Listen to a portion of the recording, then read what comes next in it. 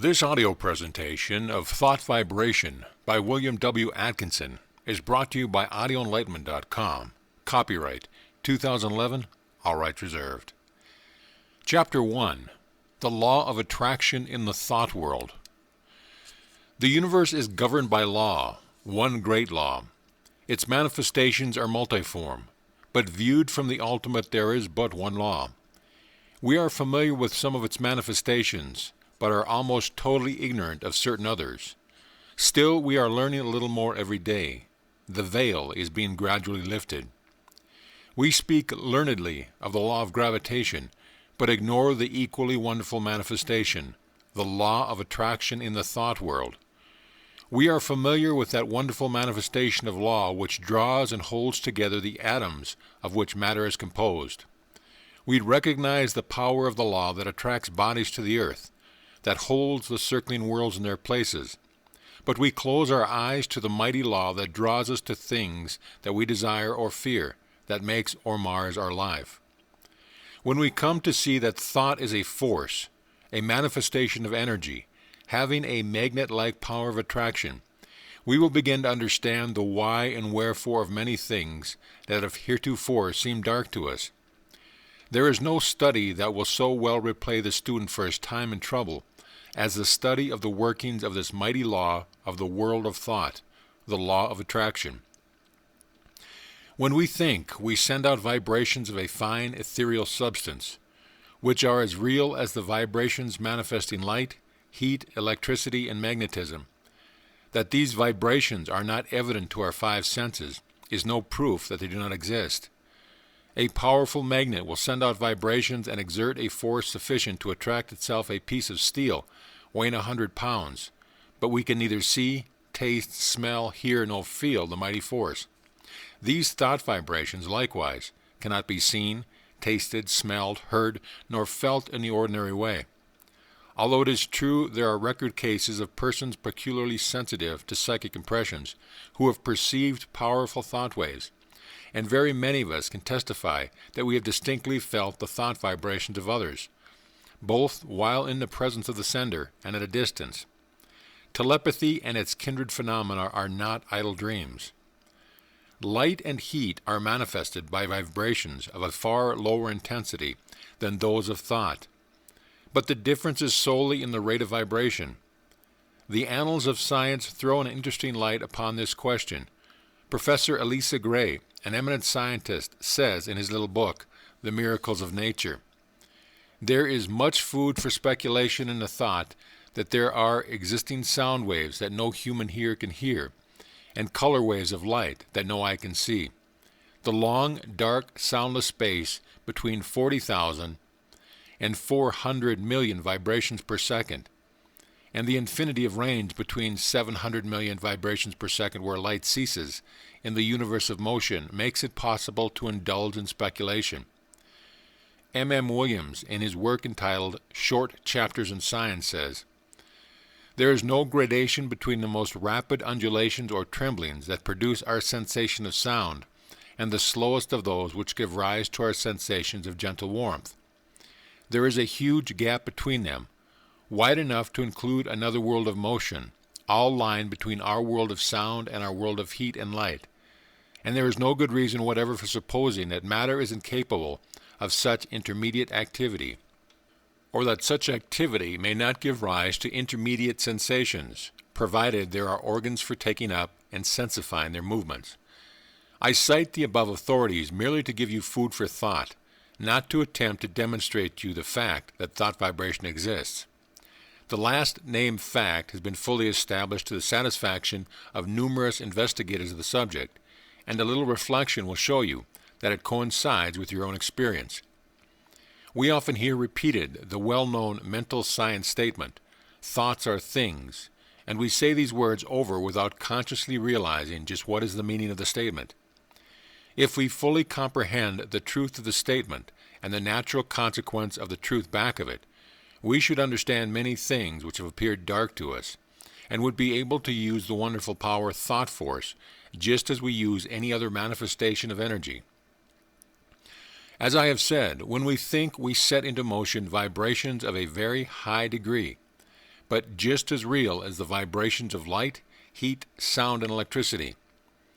And when we understand the laws governing the production and transmission of these vibrations, we will be able to use them in our daily life, just as we do with the better-known forms of energy.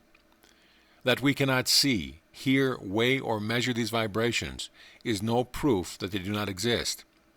There exist waves of sound which no human can hear, although some of these are undoubtedly registered by the ear of some of the insects, and others are caught by delicate scientific instruments invented by man.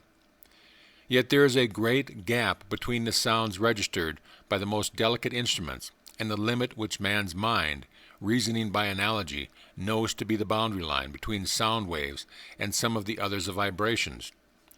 And there are light waves which the eye of man does not register, some of which may be detected by more delicate instruments, and many more so fine that the instrument has not yet been invented which will detect them, although improvements are being made every year and the unexplored field gradually lessened. As new instruments are invented, new vibrations are registered by them, and yet the vibrations were just as real before the invention of the instrument as afterward. Supposing that we had no instruments to register magnetism, one might be justified in denying the existence of that mighty force because it could not be tasted, felt, smelt, heard, seen, weighed, or measured. And yet the mighty magnet would still send out waves of forces sufficient to draw to it pieces of steel weighing hundreds of pounds. Each form of vibration requires its own form of instrument for registration. At present, the human brain seems to be the only instrument capable of registering thought waves, although occultists say that in this century scientists will invent apparatus sufficiently delicate to catch and register such impressions. And from present indications it looks as if the invention named might be expected at any time. Demand exists and undoubtedly will soon be supplied, but to those who have experimented along the lines of practical telepathy, no further proof is required than the results of their own experiments. We are sending out thoughts of greater or less intensity all the time, and we are reaping the results of such thoughts.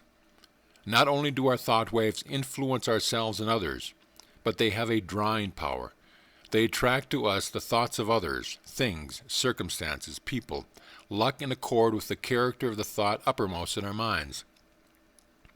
Thoughts of love will attract to us the love of others, circumstance and surroundings in accord with the thought, people who are of like thought. Thoughts of anger, hate, envy, malice, and jealousy will draw to us the full brood of kindred thoughts emanating from the minds of others. Circumstances in which we will be called upon to manifest these vile thoughts and receive them in turn from others, people who will manifest in harmony, and so on. A strong thought, or a long thought continued, will make us the center of attraction for the corresponding thought waves of others. Like attracts like in the thought world. As ye sow, so shall ye reap. Birds of a feather flock together in the thought world. Curses, like chickens, come home to rest, and bringing their friends with him. The man or woman who is filled with love sees love on all sides and attracts the love of others. The man with hate in his heart gets all the hate he can stand. The man who thinks fight generally runs up against all the fight he wants before he gets through. And so it goes. Each get what he calls for over the wireless telegraphy of the mind. The man who rises in the morning feeling grumpy usually manages to have the whole family in the same mood before breakfast is over. The nagging woman generally finds enough to gratify her nagging propensity during the day. This matter of thought attraction is a serious one. When you stop to think of it, you will see that a man really makes his own surroundings, although he blames others for it. I have known people who understood this law to hold a positive, calm thought and be absolutely unaffected by the inharmony surrounding them. They were like the vessel from which the oil had been poured out on the troubled waters. They rested safely and calmly whilst the tempest raged around them. One is not at the mercy of the fitful storms of thought after he has learned the workings of the law. We have passed through the age of physical force on the age of intellectual supremacy, and are now entering a new and almost unknown field, that of psychic power. This field has its established laws, and we should acquaint ourselves with them, or we will be crowded to the wall as are the ignorant on the plane of effort. I will endeavor to make plain to you the great underlying principle of this new field of energy which is opening up before us, that you may be able to make use of this great power and apply it for a legitimate and worthy purpose, just as men are using steam, electricity, and other forms of energy today. End of chapter. Chapter 2. Thought Waves and Their Process of Reproduction. Like a stone thrown into the water, thought produces ripples and waves which spread out over the great ocean of thought. There is this difference, however. The waves on the water move only on a level plane in all directions, whereas the thought waves move in all directions from a common center, just as do the rays from the sun. Just as we are here on earth surrounded by the great sea of air, so are we surrounded by a great sea of mind. Our thought waves move through this vast mental ether, extending, however, in all directions. As I have explained, becoming somewhat lessened in intensity according to the distance traveled, because of the friction occasioned by the waves coming in contact with the great body of mind surrounding us all on sides. These thought waves have other qualities differing from the waves of the water. They have the property of reproducing themselves. In this respect, they resemble sound waves rather than waves upon the water. Just as a note on a violin will cause a thin glass to vibrate and sing, so will a strong thought tend to awaken similar vibrations in minds attuned to receive it. Many of the stray thoughts which come to us are but reflections or answering vibrations to some strong thought sent out by another. But unless our minds are attuned to receive it, the thought will not likely affect us. If we are thinking high and great thoughts, our minds acquire a certain keynote corresponding to the character of the thoughts we have been thinking. And this keynote, once established, will be apt to catch the vibrations of other minds keyed to the same thought. On the other hand, let us get into the habit of thinking thoughts of an opposite character, and we will soon be echoing the low order of thought emanating from the minds of thousands thinking along the same lines. We are largely what we have thought ourselves into being, the balancing being represented by the character of the suggestion and thoughts of others, which have reached us either directly by verbal suggestions or telepathically by means of such thought waves. Our general mental attitude, however, determines the character of the thought waves received from others, as well as the thoughts emanating from ourselves. We receive only such thoughts as are in harmony with the general mental attitude held by others. The thoughts not in harmony affecting us very little, as they awaken no response in us. The man who believes thoroughly in himself and maintains a positive, strong mental attitude of confidence and determination is not likely to be affected by the adverse and negative thoughts of discouragement and failure emanating from the minds of other persons in whom these last qualities predominate. At the same time, these negative thoughts, if they reach one whose mental attitude is pitched on a low key, deepen his negative state and add fuel to the fire which is consuming his strength, or if you prefer this figure, serve to further smother the fire of his energy and activity. We attract to us the thoughts of others on the same order of thought. The man who thinks success will be apt to get into tune with the minds of others thinking likewise, and they will help him and he them. The man who allows his mind to dwell constantly upon thoughts of failure brings himself into close touch with the minds of other failure people, and each will tend to pull the other down still more. The man who thinks that all is evil is apt to see much evil, and will be brought into contact with others who will seem to prove this theory. And the man who looks for good in everything and everybody will likely to attract to himself the things and people corresponding to his thoughts. We generally see that for which we look. You will be able to carry this idea more clearly if you will think of the Marconi wireless instrument, which receives the vibrations only from the sending instrument, which has been attuned to the same key, while all other telegrams are passing through the air in near vicinity without affecting the instrument. The same law applies to the operation of thought. We receive only that which corresponds to our mental attunement. If we have been discouraged, we may rest assured that we have dropped into a negative key, and have been affected not only by our own thoughts, but have also received the added depressing thoughts of similar character which are constantly being sent out from the minds of other unfortunates who have not yet learned the law of attraction in the thought world. And if we occasionally rise to heights of enthusiasm and energy, how quickly we feel the inflow of the courageous, daring, energetic, positive thoughts being sent out by the live men and women of the world. We recognize this without much trouble when we come into personal contact with people and feel their vibrations, depressing or invigorating as the case may be. But the same law operates when we are not in their presence, although less strongly. The mind has many degrees of pitch, ranging from the highest possible note to the lowest negative note, with many notes in between, varying in pitch according to their respective distance from the positive or negative extreme. When your mind is operating along positive lines, you feel strong, buoyant, bright, cheerful, happy, confident, and courageous, and are enabled to do your work well, to carry out your intentions and programs on your road to success. You send out strong, positive thought, which affects others and causes them to cooperate with you or to follow your lead according to your own mental keynote. When you are playing on the extreme negative end of the mental keyboard, you feel depressed, weak, passive, dull, fearful, cowardly, and you find yourself unable to make progress or to succeed, and your effect upon others is practically nil. You are led by, rather than leading others, and are used as a human doormat or football by more positive people. In some persons, the positive element seems to predominate, and in others, the negative quality seems to be more in evidence. There are, of course, widely varying degrees of positiveness and negativeness, and B may be negative to A, while positive to C. When two people first meet, there is generally a silent mental conflict in which their respective minds test their quality of positiveness and fix their relative position towards each other. This process may be unconscious in many cases, but it occurs nevertheless. The adjustment is often automatic, but occasionally the struggle is so sharp, the opponents being so well matched, that the matter forces itself into the consciousness of the two people.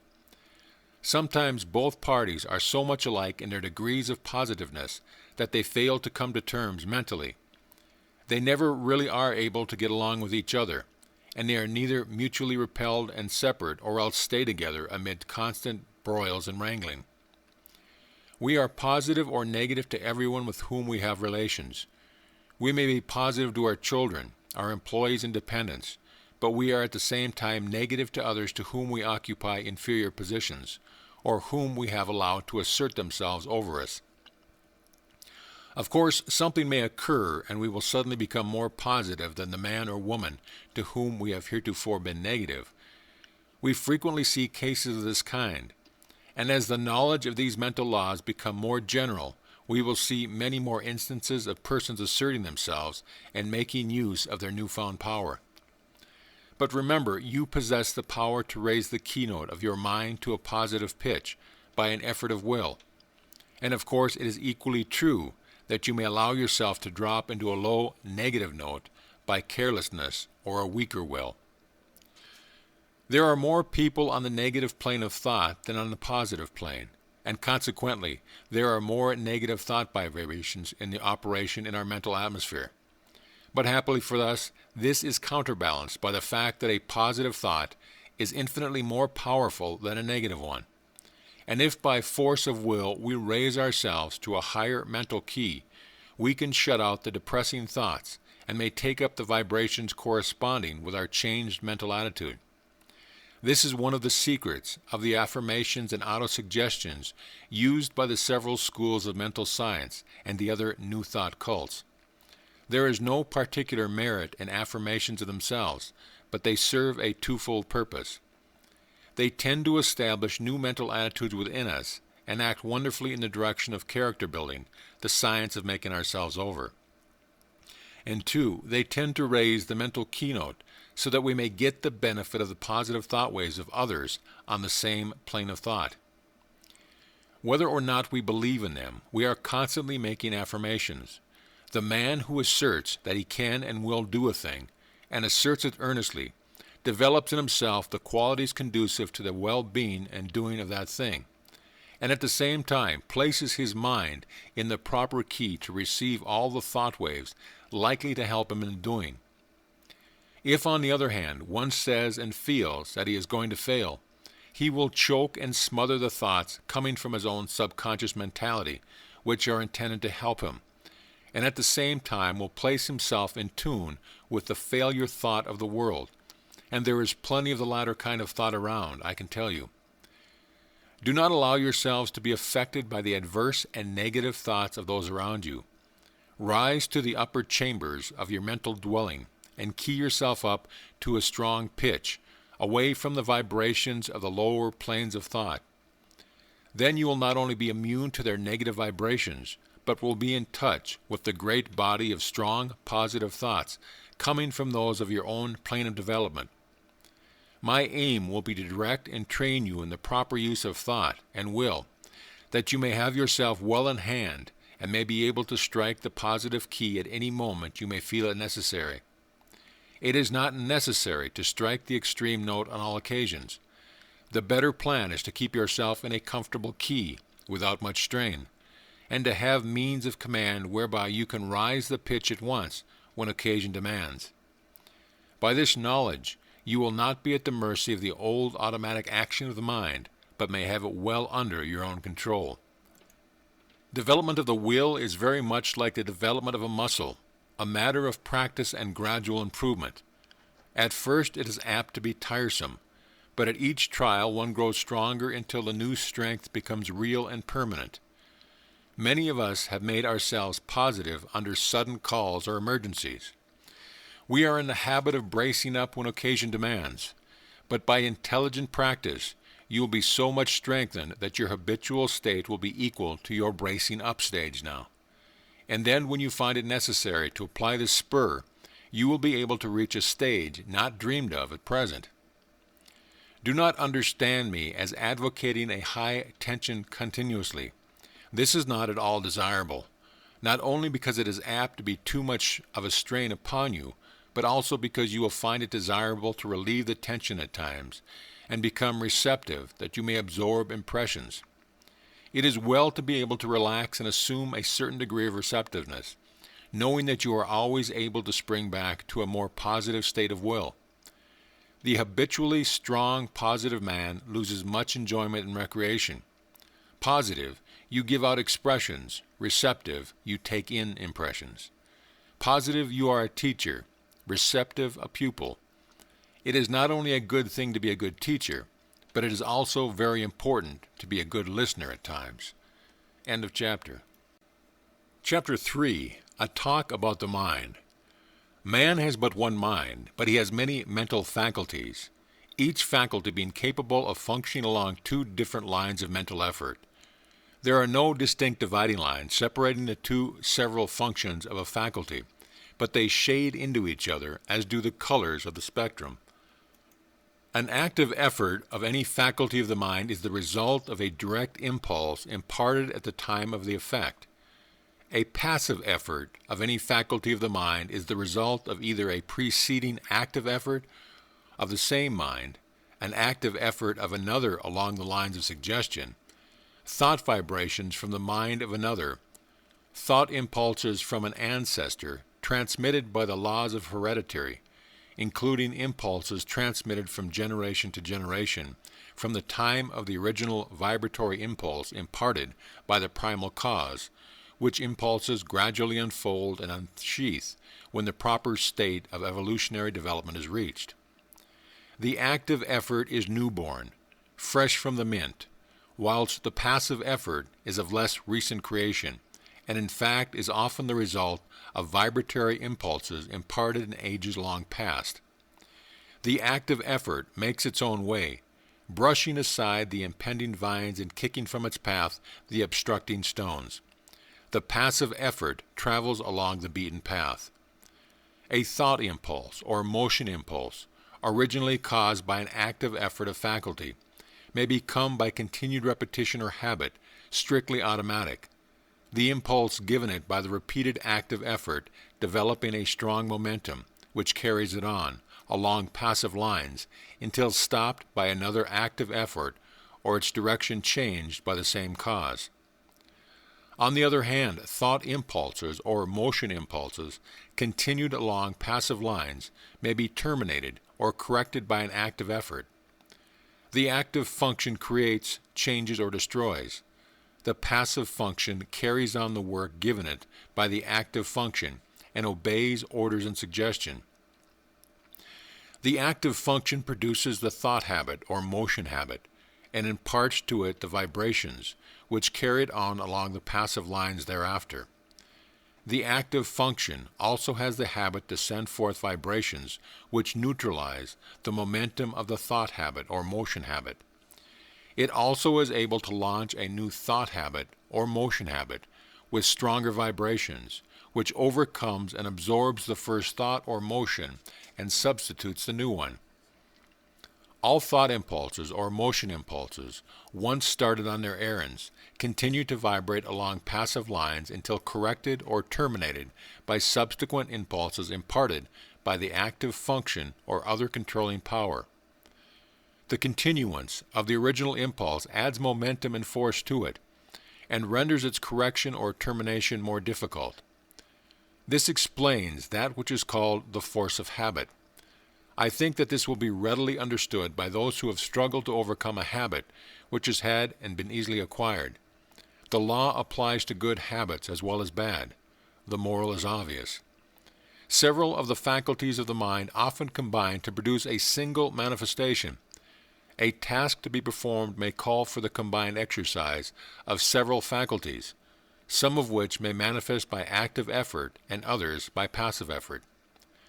The meeting of new conditions, new problems, calls for the exercise of active effort, whilst a familiar problem or task can be easily handled by the passive effort without the assistance of his more enterprising brother.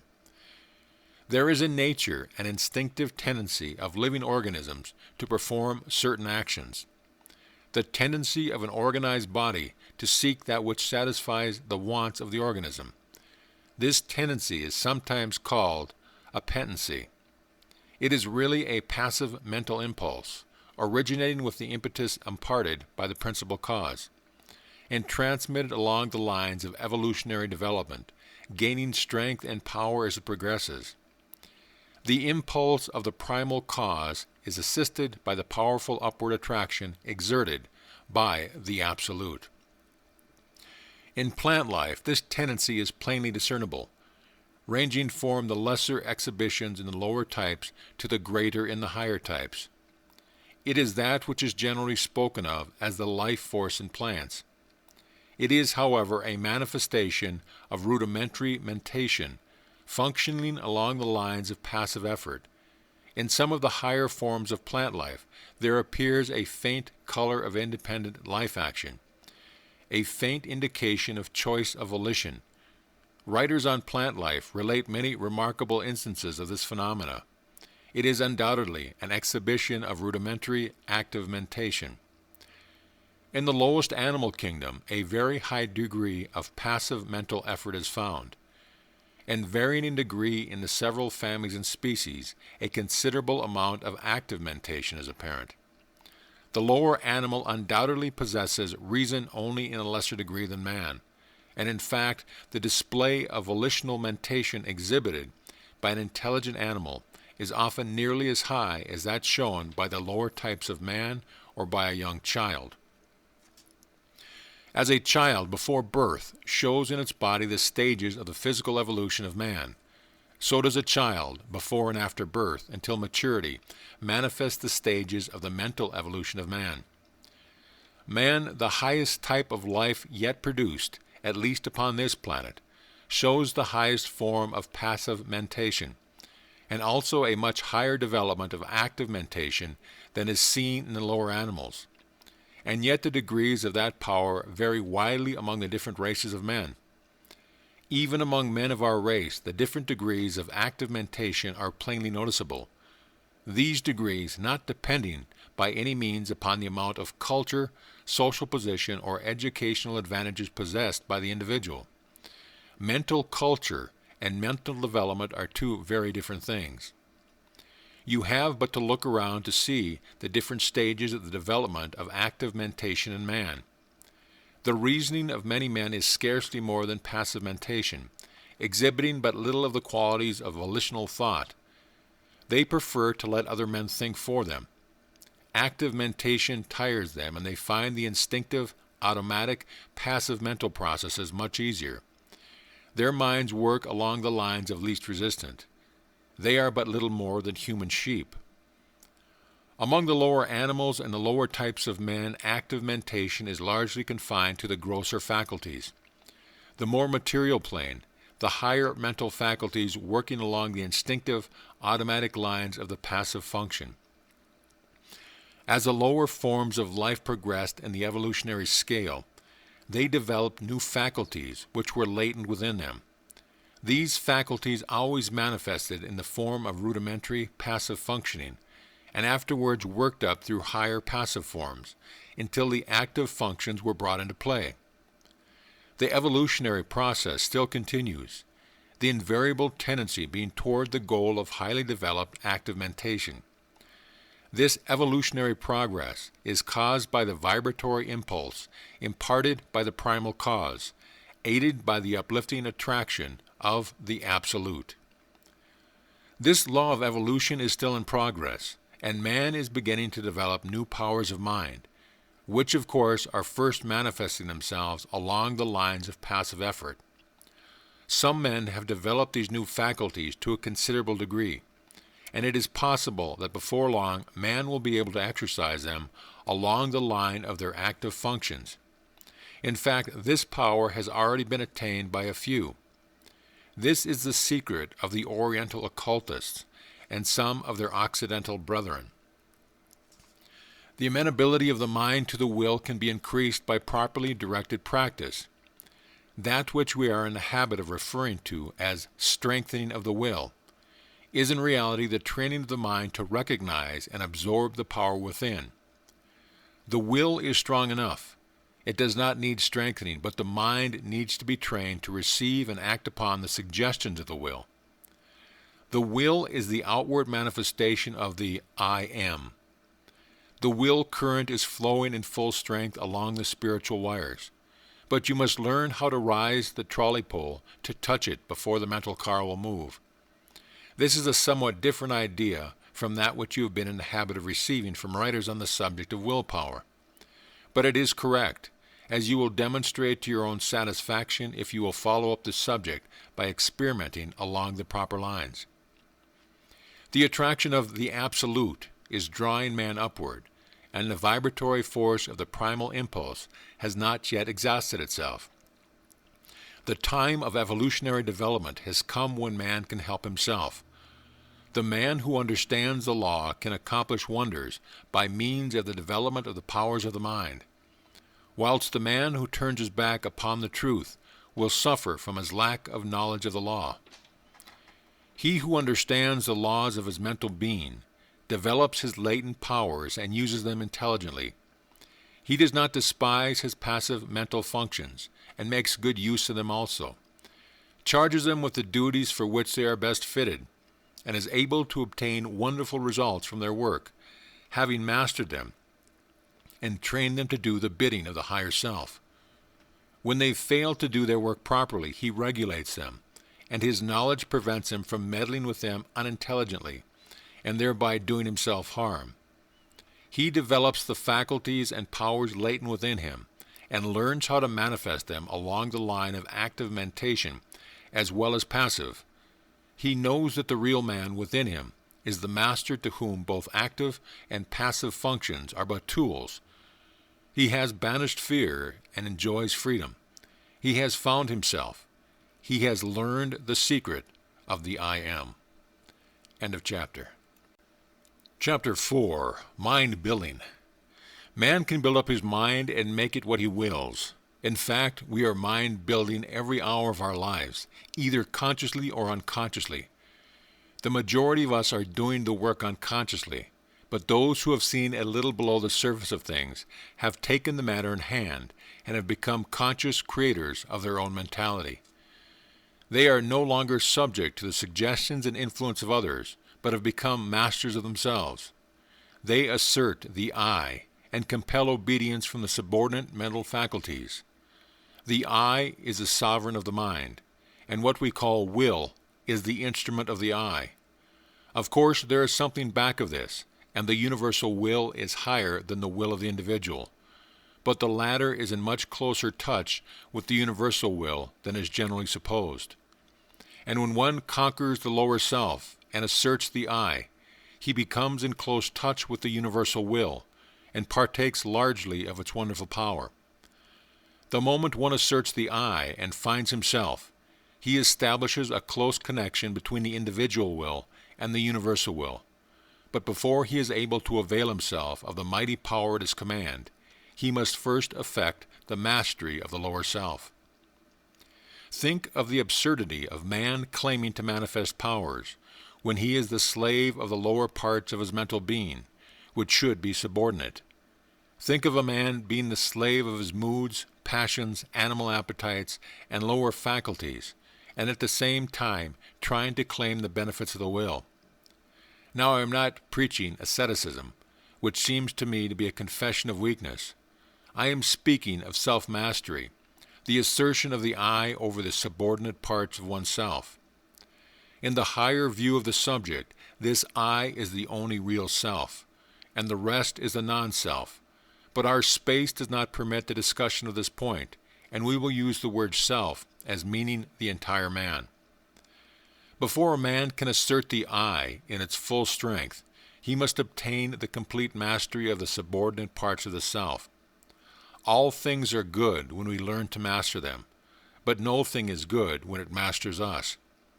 Just as long as we allow the lower portions of the self to give us orders, we are slaves. It is only when the I mounts his throne and lifts the scepter that order is established and things assume their proper relation to each other. We are finding no fault with those who are swayed by their lower selves.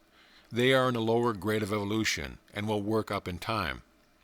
But we are calling the attention of those who are ready to the fact that the sovereign must assert his will, and that the subject must obey. Orders must be given and carried out, rebellion must be put down, and the rightful authority insisted upon, and the time to do it is now. You have been allowing your rebellious subjects to keep the king from his throne. You have been allowing the mental kingdom to be misgoverned by irresponsible faculties. You have been the slaves of appetite, unworthy thoughts, passion, and negativeness. The will has been set inside and low desire has usurped the throne. It is time to reestablish order in the mental kingdom.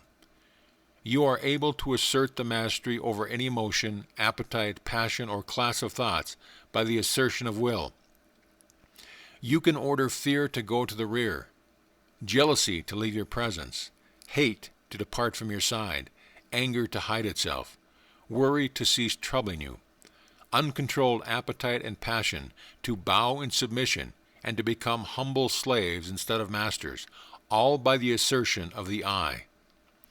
You may surround yourself with the glorious company of courage, love, and self-control by the same means. You may put down the rebellion and secure peace and order in your mental kingdom, if you will but utter the mandate and insist upon its execution. Before you march forth to empire, you must establish the proper internal condition, must show your ability to govern your own kingdom. The first battle is the conquest of the lesser self by the real self. Affirmation: I am asserting the mastery of my real self. Repeat these words earnestly and positively during the day, at least once an hour, and particularly when you are confronted with conditions which tempt you to act on the lines of the lesser self instead of following the course dictated by the real self. In the moment of doubt and hesitation, say these words earnestly, and your way will be made clear to you. Repeat them several times after you retire and settle yourself to sleep. But be sure to back up those words with a thought inspiring them, and do not merely repeat them like a parrot. Form the mental image of the real self asserting its mastery over the lower planes of the mind. See the king on his throne. You will become conscious of an influx of new thought, and things which have seemed hard for you will suddenly become easier. You will feel that you have yourself well in hand, and that you are the master and not the slave. The thought you are holding will manifest itself in action, and you will steadily grow to become that which you have in mind. Exercise. Fix the mind firmly on the higher self and draw inspiration from it, and when you feel led to yield to the promptings of the lower part of your nature. When you are tempted to burst into anger, assert the I, and your voice will drop. Anger is unworthy of the developed self. When you feel vexed and cross, remember that you are and rise above that feeling. When you feel fearful, remember that the real self fears nothing and assert courage. When you feel jealousy inciting, think of your higher nature and laugh, and so on, asserting the real self and not allowing the things on the lower plane of mentality to disturb you. They are unworthy of you and must be taught to keep their place. Do not allow these things to master you. They should be your subjects and not your masters. You must get away from this plane, and the only way to do this is to cut loose from these phases of thought which have been running things to suit themselves. You may have trouble at the start, but keep at it, and you will have that satisfaction which comes only from conquering the lower parts of our nature. You have been a slave long enough. Now is the time to free yourself. If you will follow these exercises faithfully, you will be a different being by the end of the year, and will look back with a pitying smile to your former condition. But it takes work.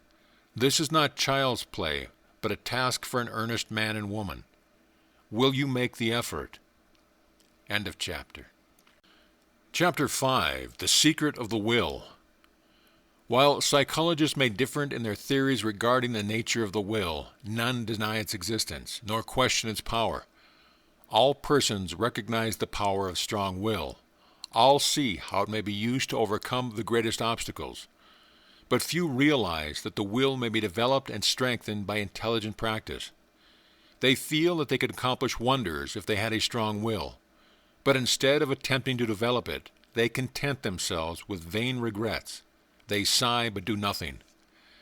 Those who have investigated the subject closely know that willpower, with all its latent possibilities and mighty powers, may be developed, disciplined, controlled, and directed, just as may be any other of nature's forces.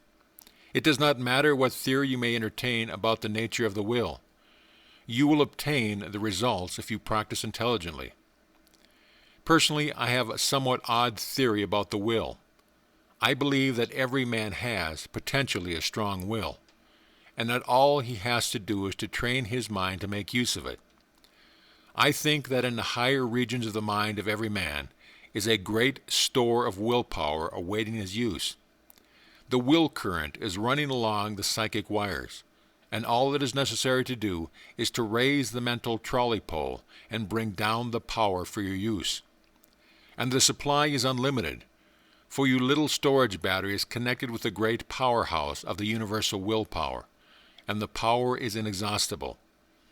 Your will does not need training, but your mind does. The mind is the instrument, and the supply of willpower is proportionate to the fineness of the instrument through which it manifests. But you needn't accept this theory if you don't like it. This lesson will fit your theory as well as mine. He who has developed his mind so that it will allow the willpower to manifest through it has opened up wonderful possibilities for himself. Not only has he found a great power at his command, but he is able to bring into play and use faculties, talents, and abilities of whose existence he has not dreamed. This secret of the will is the magic key which opens all doors. The late Donald Mitchell once wrote, "Resolve is what makes a man manifest, not puny resolve, but crude determination. Not errant purpose, but that strong and indefiable will which treads down difficulties and danger, as a boy treads down the heaving frostlands of winter, which kindles his eye and brain with a proud pulse beat toward the unattainable. Will makes men giants." Many of us feel that if we would but exert our will, we might accomplish wonders, but somehow we do not seem to want to take the trouble. At any rate, we do not get to the actual willing point. We put it off from time to time and talk vaguely of someday, but that someday never comes. We instinctively feel the power of the will, but we haven't enough energy to exercise it, and so drift along with the tide, unless perhaps some friendly difficulty arises, some helpful obstacle appears on our path, or some kindly pain stirs us into action. In either of which case we are compelled to assert our will, and thus begin to accomplish something. The trouble with us is that we don't want to do the thing enough to make us exert our willpower. We don't want to hard enough. We are mentally lazy in our weak desire. If you do not like the word desire substituted for the word aspiration, some people call the lower impulses desires and the higher aspirations. It is all a matter of words. Take your choice. That is the trouble. Let a man be in danger of losing his life. Let a woman be in danger of losing a great love, and you will witness a startling exhibition of willpower from an unexpected source. Let a woman's child be threatened with danger, and she will manifest a degree of courage and will that sweeps all before it. And yet the same woman will quail before a domineering husband, and will lack the will to perform a simple task.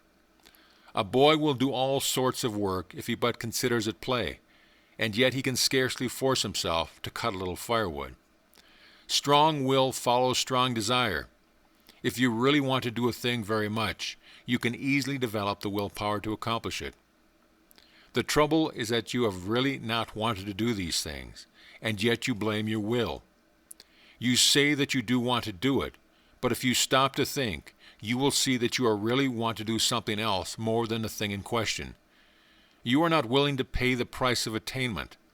Stop a moment and analyze this statement and apply it in your own case. You are mentally lazy. That's the trouble. Don't talk to me about not having enough will. You have a great storehouse of will awaiting your use, but you are too lazy to use it. Now, if you are really in earnest about this matter, get to work and first find out what you really want to do. Then start to work and do it. Never mind about the willpower. You'll find a full supply of that whenever you need it. The thing to do is to get to the point where you will resolve to do. That the real test, the resolving. Think of these things a little and make up your mind whether or not you really want to be willer sufficiently hard to get the work. Many excellent essays and books have been written on this subject, all of which agree regarding the greatness of willpower. The most enthusiastic terms being used, but few have anything to say about how this power may be acquired by those who have it not, or who possess it but in a limited degree. Some have given exercises designed to strengthen the will, which exercises really strengthen the mind so that it is able to draw upon its store of power. But they have generally overlooked the fact that in autosuggestion is to be found the secret of the development of the mind so that it may become the efficient instrument of the will. Autosuggestion. I am using my willpower. Say these words several times earnestly and positively immediately after finishing this article. Then repeat them frequently during the day, at least once an hour, and particularly when you meet something that calls for the exercise of willpower. Also repeat them several times after you retire and settle yourself for sleep. Now there is nothing in the world unless you back them up with a thought. In fact, the thought is the whole thing, and the words only peg upon which to hang the thought. So think of what you are saying and mean what you say. You must use faith at the start and use the words with a confident expectation of the result. Hold the steady thought that you are drawing on your storehouse of willpower, and before long you will find that thought is taking form in action, and that your willpower is manifesting itself. You will feel an influx of strength with each repetition of the word. You will find yourself overcoming difficulties and bad habits, and will be surprised at how things are being smoothed out for you. Exercise. Perform at least one disagreeable task each day during the month. If there is any especially disagreeable task which you would like to shirk, that is the one for you to perform. This is not given to you in order to make you self-sacrificing or meek or anything of that sort. It is given to you and exercise your will. Anyone can do a pleasant thing cheerfully, but it takes will to do the unpleasant things cheerfully. And that is how you must do the work. It will prove a most valuable discipline to you. Try it for a month and you will see where it comes in. If you choose to shirk this exercise, you had better stop right here and acknowledge that you do not want willpower and are content to stay where you are and remain a weakling. End of chapter. Chapter 6. How to become immune to injurious thought attraction. The first thing to do is to begin to cut out fear and worry. Fear thought is the cause of much unhappiness and many failures. You have been told this thing over and over again, but it will bear repeating. Fear is a habit of mind which has been fastened upon us by negative race thought, but from which we may free ourselves by individual effort and perseverance. Strong expectancy is a powerful magnet. He of strong, confident desire attracts to him the things best calculated to aid him. Persons, things, circumstances, surroundings, if he desires them hopefully, trustfully, confidentially, calmly, and equally true. He who fears a thing generally manages to start into operation forces which will cause the thing he feared to come upon him. Don't you see, the man who fears really expects the feared thing, and the eye of this law is the same as if he really had wished for or desired it. The law is operative in both cases. The principle is the same. The best way to overcome the habit of fear is to assume the mental attitude of courage, just as the best way to get rid of darkness is to let in the light. It is a waste of time to fight a negative thought habit by recognizing its forces and trying to deny it out of existence by mighty effort. The best, surest, easiest, and quickest method is to assume the existence of the positive thought desired in its place, and by constantly dwelling upon the positive thought, manifest it into objective reality. Therefore, instead of repeating, "I am not afraid," say boldly, "I am full of courage. I am courageous." You must assert, "There's nothing to fear," which, although in the nature of a denial, simply denies the reality of the object causing fear, rather than admitting the fear itself and then denying it. To overcome fear, one should hold firmly to the mental attitude of courage. He should think courage, say courage, and act courage. He should keep the mental picture of courage before him at all time, until it becomes his normal mental attitude. Hold the idea firmly before you, and you will gradually grow to its attainment. The ideal will become manifest. Let the word courage sink deeply into your mind, and then hold it firmly there until the mind fastens it in place. Think of yourself as being courageous. See yourself as acting with courage in trying situations. Realize that there is nothing to fear, that worry and fear never helped anyone and never will. Realize that fear paralyzes effort, and that courage promotes activity. The confident, fearless, expectant, "I can and I will," man is a mighty magnet. He attracts to himself just what is needed for success. Things seem to come his way, and people say he is lucky. Nonsense. Luck has nothing to do with it. It's all in the mental attitude, and the mental attitude of the "I can't" or the "I'm afraid" man also determines his measure of success. There's no mystery whatsoever about it. You have but to look about you to realize the truth of what I have said. Did you ever know a successful man who did not have the "I can and I will" thought strong within him? Why, he will walk all around the "I can't" man, who has perhaps even more ability. The first mental attitude brought to the surface latent qualities, as well as attracted help from the outside, whilst the second mental attitude not only attracted "I can't" people and things, but also kept the man's own powers from manifesting themselves. I have demonstrated the correctness of these views, and so have many others, and the number of people you know these things is growing daily.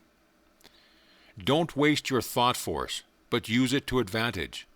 Stop attracting to yourself failure, unhappiness, inharmony, sorrow. Begin now and send out a current of bright, positive, happy thought. Let your prevailing thought be, I can and I will. Think, I can and I will. Dream, I can and I will. Say, I can and I will, and act, I can and I will. Live on the I can and I will plane, and before you are aware of it, you will feel the new vibrations manifesting themselves in action. Will see them bring results. Will be conscious of the new point of view. Will realize that your own is coming to you. You will feel better, act better, see better, be better in every way after you join the I can and I will brigade. Fear is the parent of worry, hate, jealousy, malice, anger, discontent, failure, and all the rest. The man who rids himself of fear will find that the rest of the brood has disappeared. The only way to be free is to get rid of fear. Tear it out by the roots. I regard the conquest of fear as the first important step to be taken by those who wish to master the application of thought force. So long as fear masters you, you are in no condition to make progress in the realm of thought. And I must insist that you start to work at once to get rid of these obstructions. You can do it, if you only go about it in earnest. And when you have riddled yourself of the vile thing, life will seem entirely different to you. You will feel happier, freer, stronger, more positive, and will be more successful in every undertaking in life. Start it today. Make up your mind that this intruder must go. Do not compromise matters with him, but insist upon an absolute surrender on his part. You will find the task difficult at first, but each time you oppose him, he will grow weaker and you will grow stronger. Shut off his nourishment, starve him to death. He cannot live in a thought atmosphere of fearlessness. So start to fill your mind with good, strong, fearless thoughts.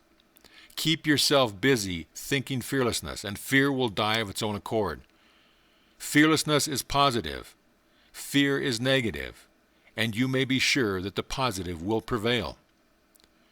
So long as fear is around with this, but if, suppose, I'm afraid, I can't, what if, and all the rest of his cowardly suggestions, you will not be able to use your thought force to the best advantage. Once get him out of your way, you will have clear sailing, and every inch of thought, sail will catch the wind. He is a Jonah, overboard with them. The whale that swallows him will have my sympathy. I advise that you start to do some of the things which you feel you could do if you are not afraid to do. Start to work to do these things, affirming courage all the way through, and you will be surprised to see how the changed mental attitude will clear away obstacles from your path and will make things very much easier than you had anticipated. Exercises of this kind will develop you wonderfully, and you will be much gratified at the result of a little practice along these lines. There are many things before you awaiting accomplishment, which you can master if you will only throw aside the yoke of fear, if you will only refuse to accept the race suggestion and will boldly assert the I and its power. And the best way to vanquish fear is to assert courage and stop thinking of fear. By this plan you will train the mind into new habits of thought, thus eradicating the old negative thoughts which have been pulling you down and holding you back. Take the word courage with you as your watchword and manifest it into action. Remember, the only thing to fear is fear, and well, don't even fear fear, for he's a cowardly chap at the best, who will run if you show him a brave front. End of chapter. Chapter 7. The Transmutation of Negative Thought. Worry is the child of fear. If you kill out fear, worry will die out for want of nourishment. This advice is very old, and yet it is always worthy of repetition, for it is a lesson of which we are greatly in need. Some people think that if we kill our fear and worry, we will never be able to accomplish anything. I have read editorials in the great journals in which the writers held that without worry one can never accomplish any of the great tasks of life, because worry is necessary to stimulate interest in work. This is nonsense, no matter who utters it. Worry never helped one to accomplish anything. On the contrary, it stands in the way of accomplishment and attainment. The motive underlying action and doing things is desire and interest. If one earnestly desires a thing, he naturally becomes very much interested in its accomplishment, and is quick to seize upon anything likely to help him to gain the thing he wants. More than that, his mind starts up a work on the subconscious plane that brings into the field of consciousness many ideas of value and importance. Desire and interest are the causes that result in success. Worry is not desire. It is true that if one's surroundings and environments become intolerable, he is driven in desperation to some efforts that will result in throwing off the undesirable conditions and in the acquiring of those more in harmony with his desire. But this is only another form of desire. The man desires something different from what he has, and when his desire becomes strong enough, his entire interest is given to the task. He makes a mighty effort, and the change is accomplished. But it wasn't worry that caused the effort. Worry could content itself with wringing its hands and moaning, "Woe is me," and wearing its nerves to a frazzle and accomplishing nothing. Desire acts differently. It grows stronger as the man's conditions become intolerable, and finally when he feels the hurt so strongly that he can't stand it any longer, he says, "I won't stand this any longer. I will make a change," and lo, then desire springs into action. The man keeps on wanting a change the worst way, which is the best way, and his interest and attention being given to the task of deliverance, he begins to make things move. Worry never accomplished anything. Worry is negative and death-producing. Desire and ambition are positive and life-producing. A man may worry himself to death, and yet nothing will be accomplished. But let that man transmute his worry and discontent into desire and interest, coupled with the belief that he is able to make the change, the "I can and I will" idea. Then something truly happens. Yes, fear and worry must go before we can do much. One must proceed to cast out these negative intruders and replace them with confidence and hope. Transmute worry into keen desire. Then you will find that interest is awakened, and you will begin to think things of interest to you. Thoughts will come to you from the great reserve stock in your mind, and you will start to manifest them in action. Moreover, you will be placing yourself in harmony with similar thoughts of others, and will draw to you aid and assistance from the great volume of thought waves with which the world is filled. One draws to himself thought waves corresponding in character with the nature of the prevailing thoughts in his own mind, his mental attitude. Then again he begins to set into motion the great law of attraction, whereby he draws to him others likely to help him, and is in turn attracted to others who can aid him. This law of attraction is no joke, no metaphysical absurdity, but is a great, live, working principle of nature, as anyone may learn by experimenting and observing.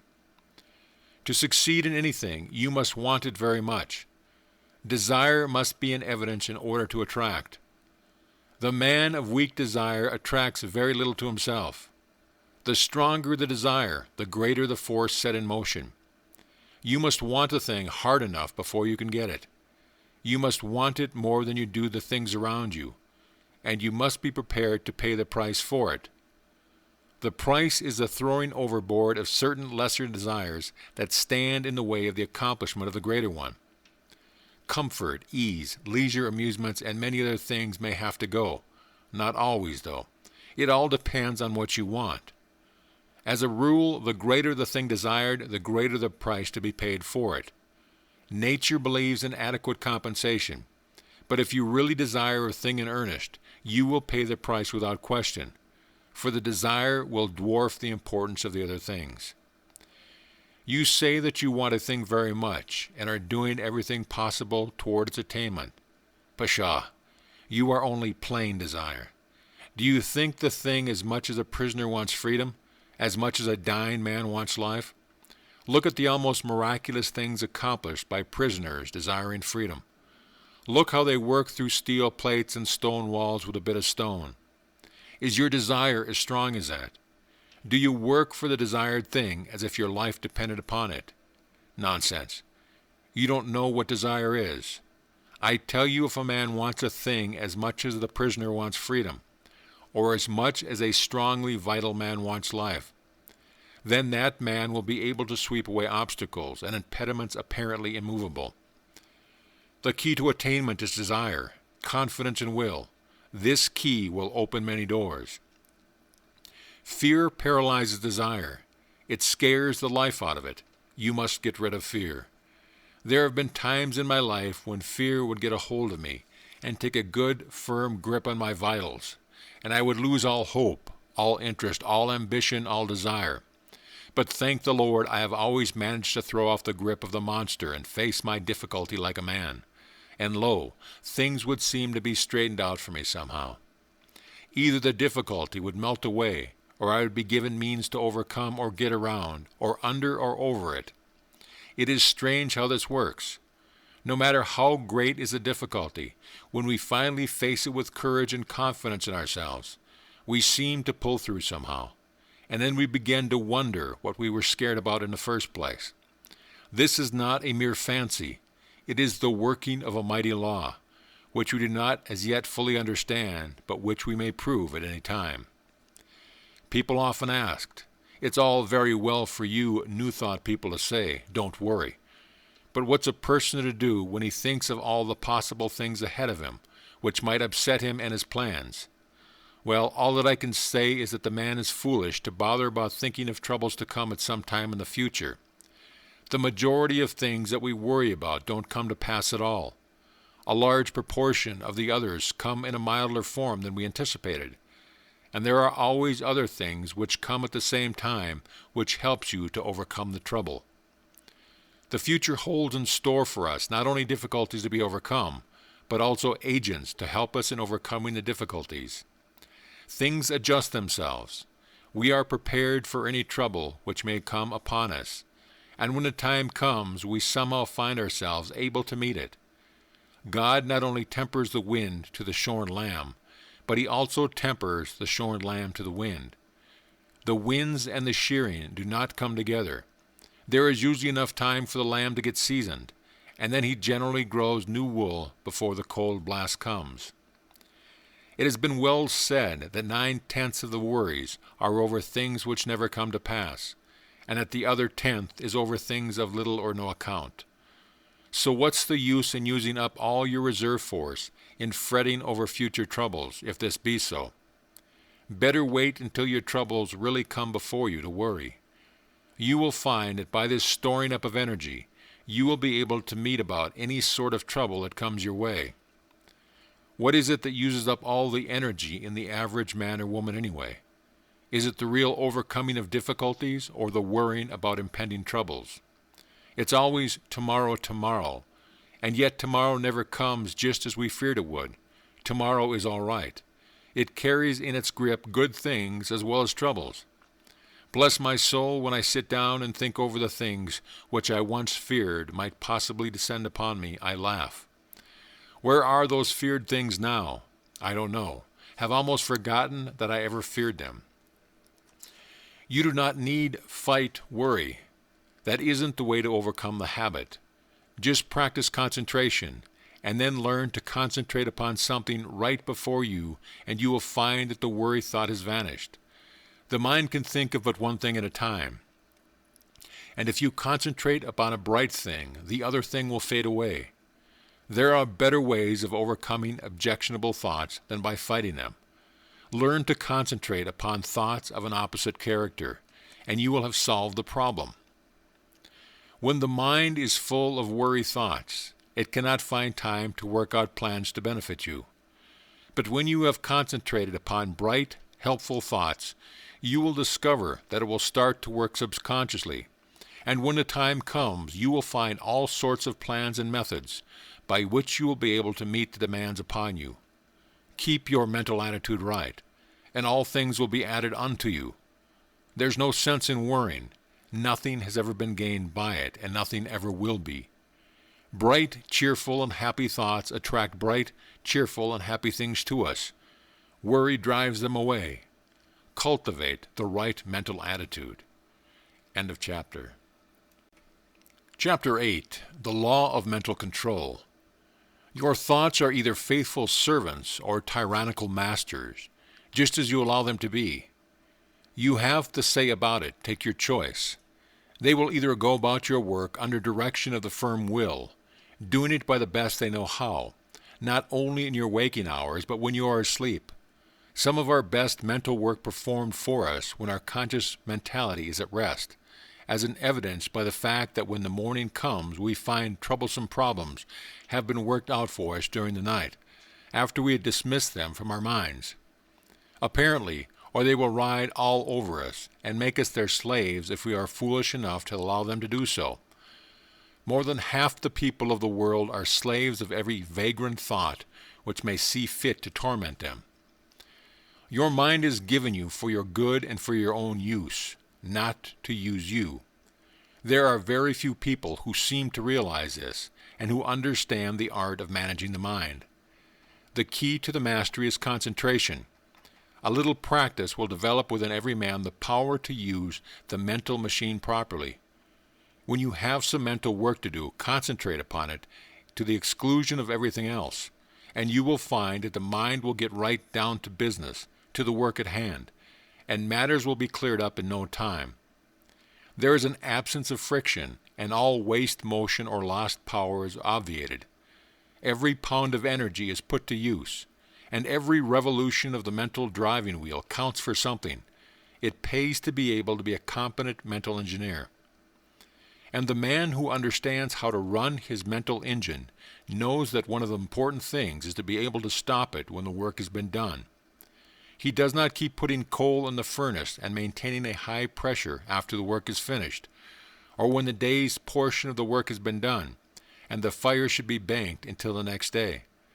Some people act as if the engine should be kept running, whether there was any work to be done or not, and then they complain if it gets worn out and wobbles and needs repairing.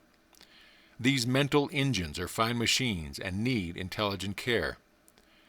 To those who are acquainted with the laws of mental control, it seems absurd for one to lie awake at night fretting about the problems of the day, or more often of the morrow. It is just as easy to slow down the mind as it is to slow down an engine, and thousands of people are learning to do this in these days of new thought. The best way to do this is to think of something else, as far different from the obtruding thought as possible. There is no use fighting an objectionable thought with the purpose of downing it. This is a great waste of energy, and the more you keep on saying, "I won't think of this thing," the more it keeps on coming into your mind, for you are holding on to it there for the purpose of hitting it. Let it go. Don't give it another thought. Fix the mind on something entirely different, and keep the attention there by an effort of will. A little practice will do much for you in this direction. There is only room for one thought at a time in the focus of attention. So put all your attention upon one thought, and the others will sneak off. Try it for yourself. End of chapter. Chapter 9. Asserting the Life Force. I have spoken to you of the advantage of getting rid of fear. Now I wish to put life into you. Many of you have been going along as if you were dead. No ambition, no energy, no vitality, no interest, no life. This will never do. You are stagnating. Wake up and display a few signs of life. This is not the place in which you can stalk around like a living corpse. This is the place for wide-awake, active, live people, and a good general awakening is what is needed. Although it would take nothing less than a blast from Gabriel's trumpet to awaken some of the people who are stalking around thinking that they are alive, but who are really dead to all that makes life worthwhile. We must let life flow through us and allow it to express itself naturally. Do not let the little worries of life, or the big ones either, depress you and cause you to lose your vitality. Assert the life force within you and manifest it in every thought, act, and deed. And before long, you will be exhilarated and fairly bubbling over with vitality and energy. Put a little life into your work, into your pleasures, into yourself. Stop doing things in a half-headed way, and begin to take an interest in what you are doing, saying, and thinking. It is astonishing how much interest we may find in the ordinary things of life if we will only wake up. There are interesting things all around us, interesting events occurring every moment, but we will not be aware of them unless we assert our life force and begin to actually live instead of merely existing. No man or woman ever amounted to anything unless he or she put life into the tasks of everyday life, the acts or the thoughts. What the world needs is live men and women. Just look into the eyes of most of the people whom you meet and see how few of them are actually truly alive.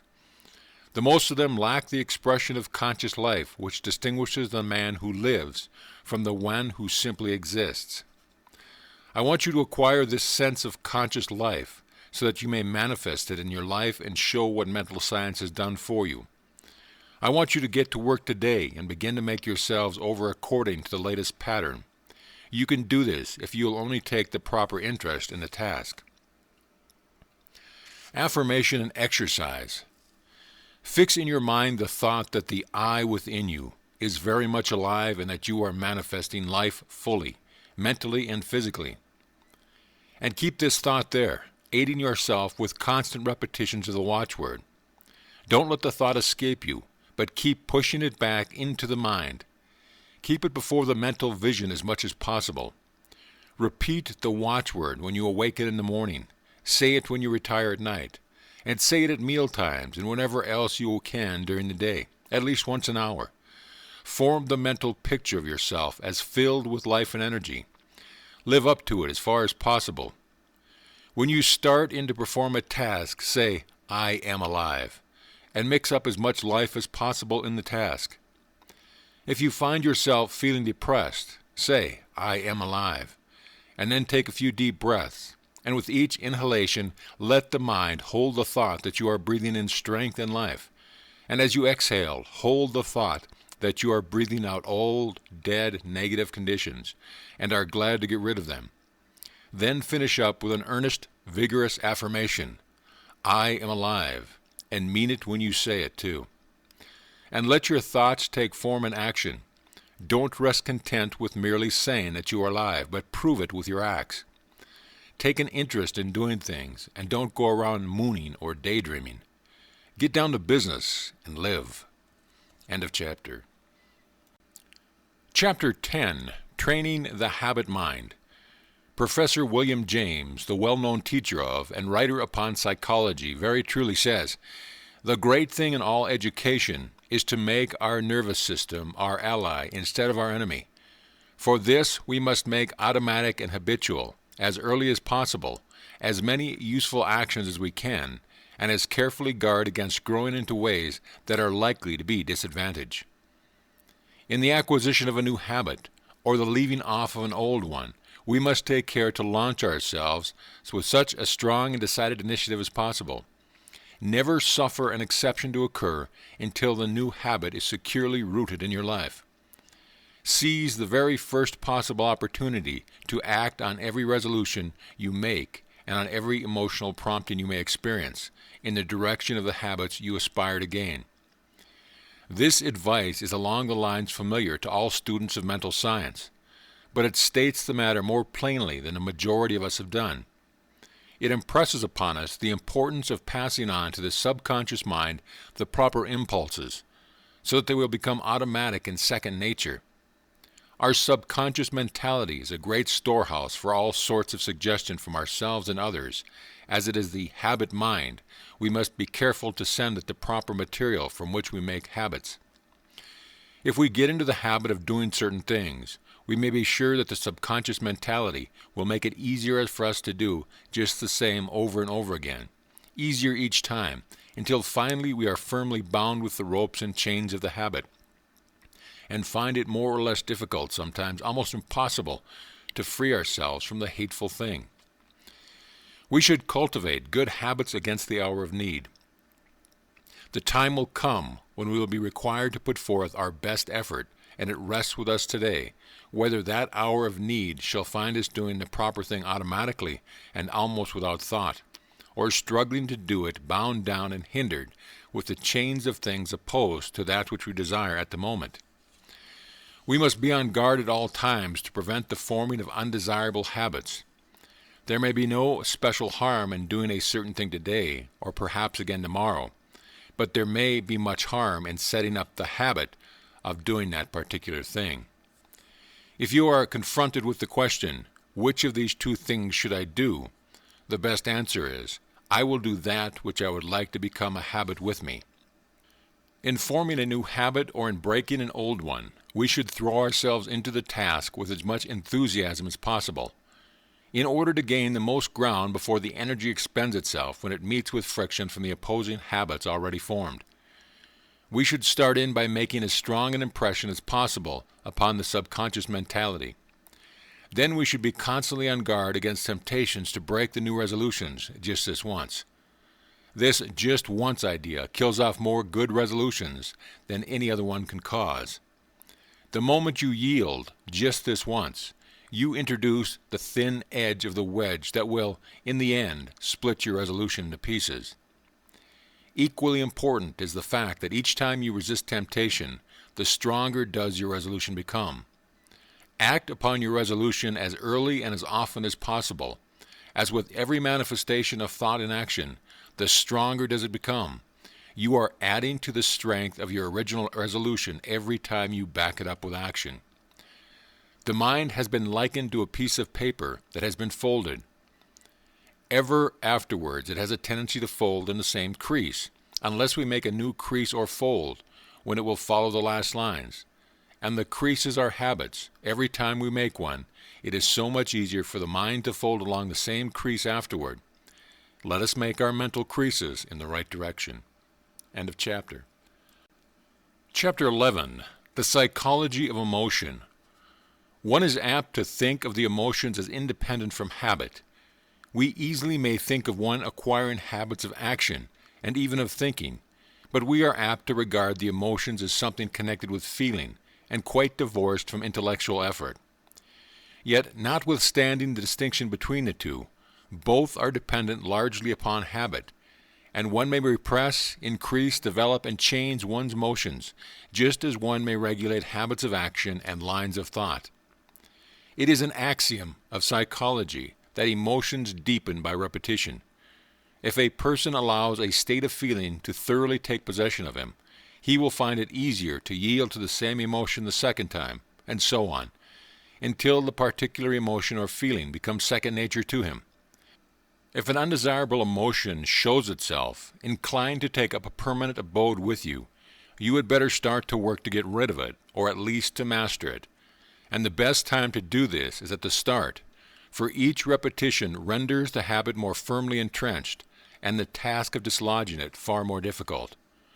Were you ever jealous? If so, you will remember how insidious was its first approach, how subtly it whispered hateful suggestions into your willing ear, and how gradually it followed up such suggestion until finally you began to see green. Jealousy has an effect upon the bile and causes it to poison the blood. This is why the idea of green is always associated with it. Then you will remember how the thing seemed to grow, taking possession of you until you scarcely could shake it off. You found it much easier to become jealous the next time. It seemed to bring before you all sorts of objects, apparently justifying your suspicions and feelings. Everything began to look green. The green-eyed monster waxed fat. And so it is with every feeling or emotion. If you give way to a fit of rage, you will find it easier to become angry the next time, on less provocation. The habit of feeling and acting mean does not take long to firmly set itself in its new home if encouraged. Worry is a great habit for growing and waxing fat. People start by worrying about big things, and then begin to worry and fret about some smaller thing. And then the merest trifle worries and distresses them. They imagine that all sorts of evil things are about to befall them. If they start on a journey, they are certain there is going to be a wreck. If a telegram comes, it is sure to contain some dreadful tidings. If a child seems a little quiet, the worrying mother is positive it is going to fall ill and die. If the husband seems thoughtful and he revolves some business plan in his mind, then the good wife is convinced that he is beginning to cease to love her and indulge in a crying spell. And so it goes, worry, worry, worry, each indulgence making the habit more at home. After a while, the continued thought shows itself in action. Not only is the mind poisoned by the blue thoughts, but the forehead shows deep lines between the eyebrows, and the voice takes on that whining, rasping tone so common among worry-burdened people. The condition of mind known as fault-finding is another emotion that grows fat with exercise. First, fault is found with this thing, then with that, and finally with everything. The person becomes a chronic nagger, a burden to friends and relatives, and a thing to be avoided by outsiders. Women make the greatest naggers, not because men are any better, but simply because a man nagger apt to have the habit knocked out of him by other men who will not stand his nonsense. He finds that he's making things too hot for himself, and he reforms. While a woman has more of a chance to indulge in the habit. But this nagging is all a matter of habit. It grows from small beginnings, and each time it is indulged, in it throws out another root, branch, or tendril, and fastens itself the closer to the one who has given it soil in which to grow. Envy, uncharitableness, gossip, scandal, mongering are all habits of this kind. The seeds are in every human breast, and only need good soil and a little watering to become lusty and strong. Each time you give way to one of these negative emotions, the easier do you make it for a recurrence of the same thing or similar ones.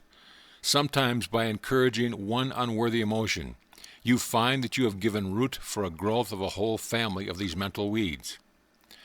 Now, this is not a good old orthodox preachment against the sin of bad thoughts. It is merely a calling of your attention to the law underlying the psychology of emotion. Nothing new about it, old as the hills, so old that many of us have forgotten all about it. If you wish to manifest those constantly disagreeable and unpleasant traits, and to suffer the unhappiness that comes from them, by all means do so. That is your own business and privilege. It's none of mine, and I'm not preaching at you. It keeps me busy minding my own business and keeping an eye on my own undesirable habits and actions.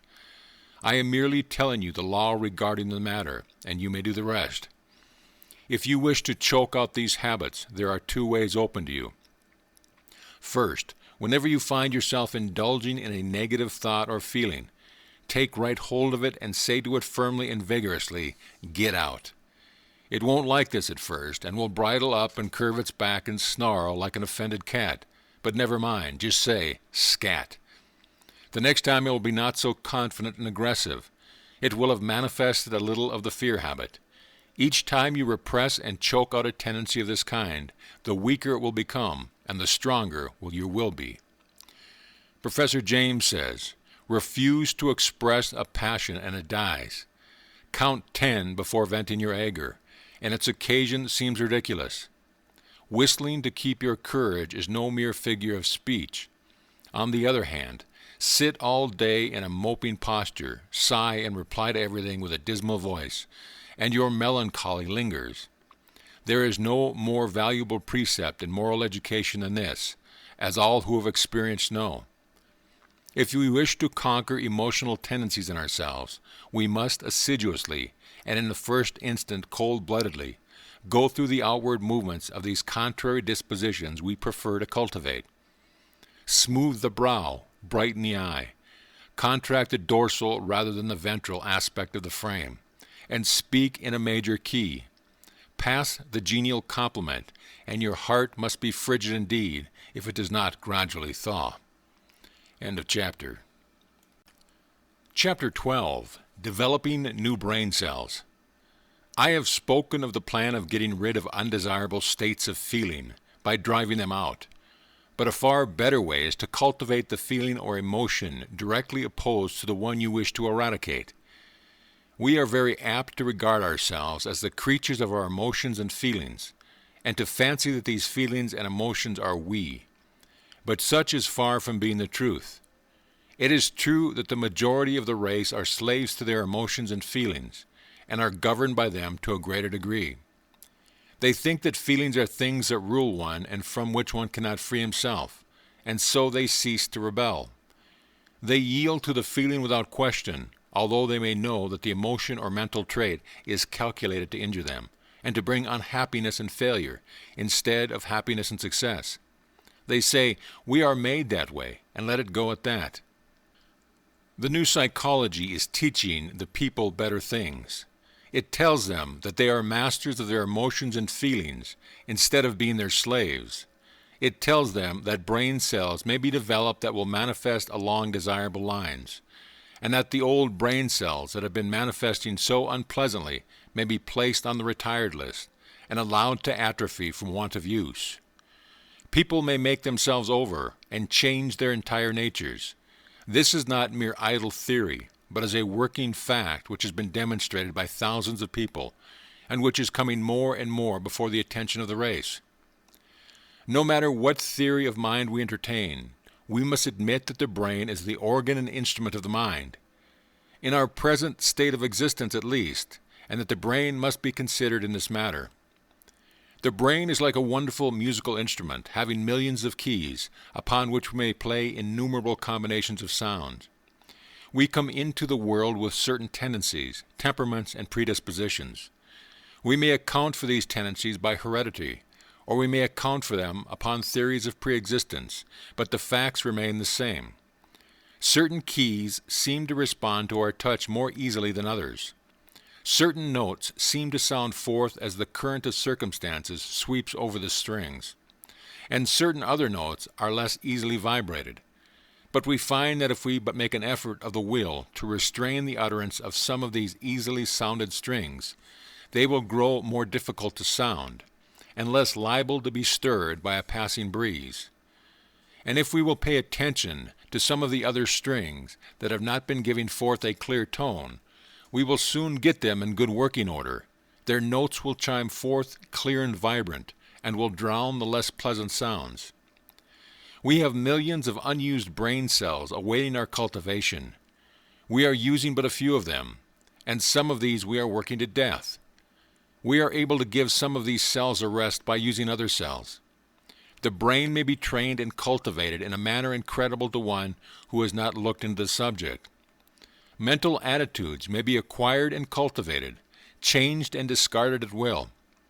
There is no longer any excuse for people manifesting unpleasant and harmful mental states. We have the remedy in our own hands.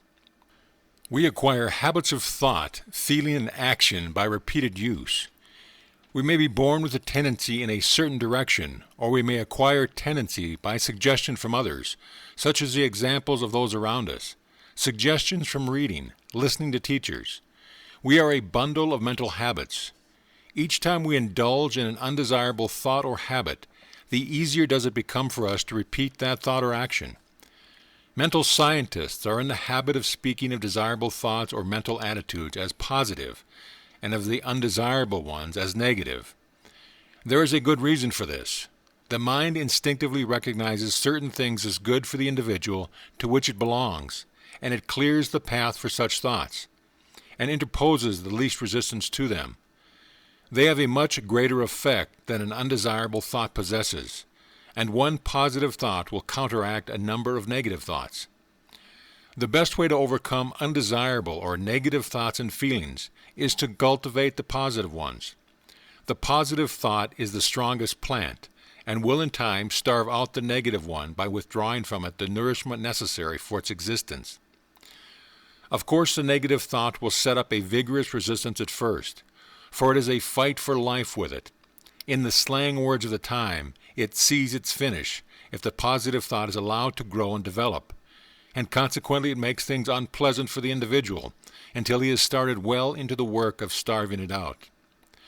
Brain cells do not like to be laid on the shelf any more than does any other form of living thing, and they rebel and struggle until they become too weak to do so.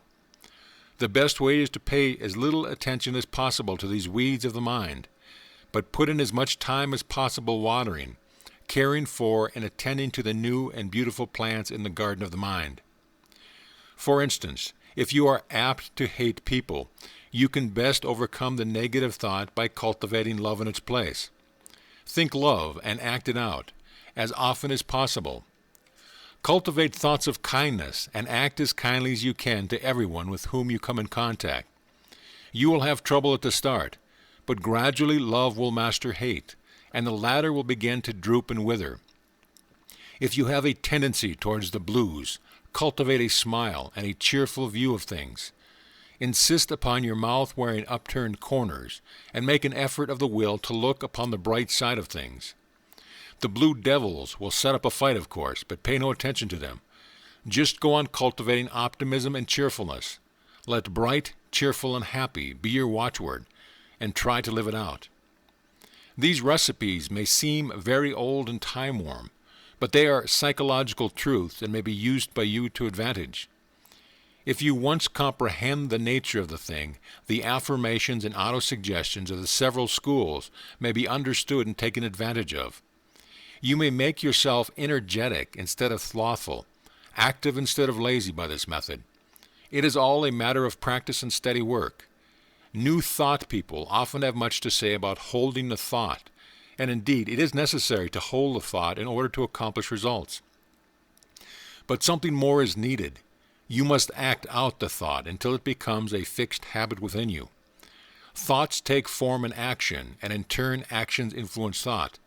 So by acting out certain lines of thought, the actions react upon the mind and increase the development of the part of the mind having close relation to the act.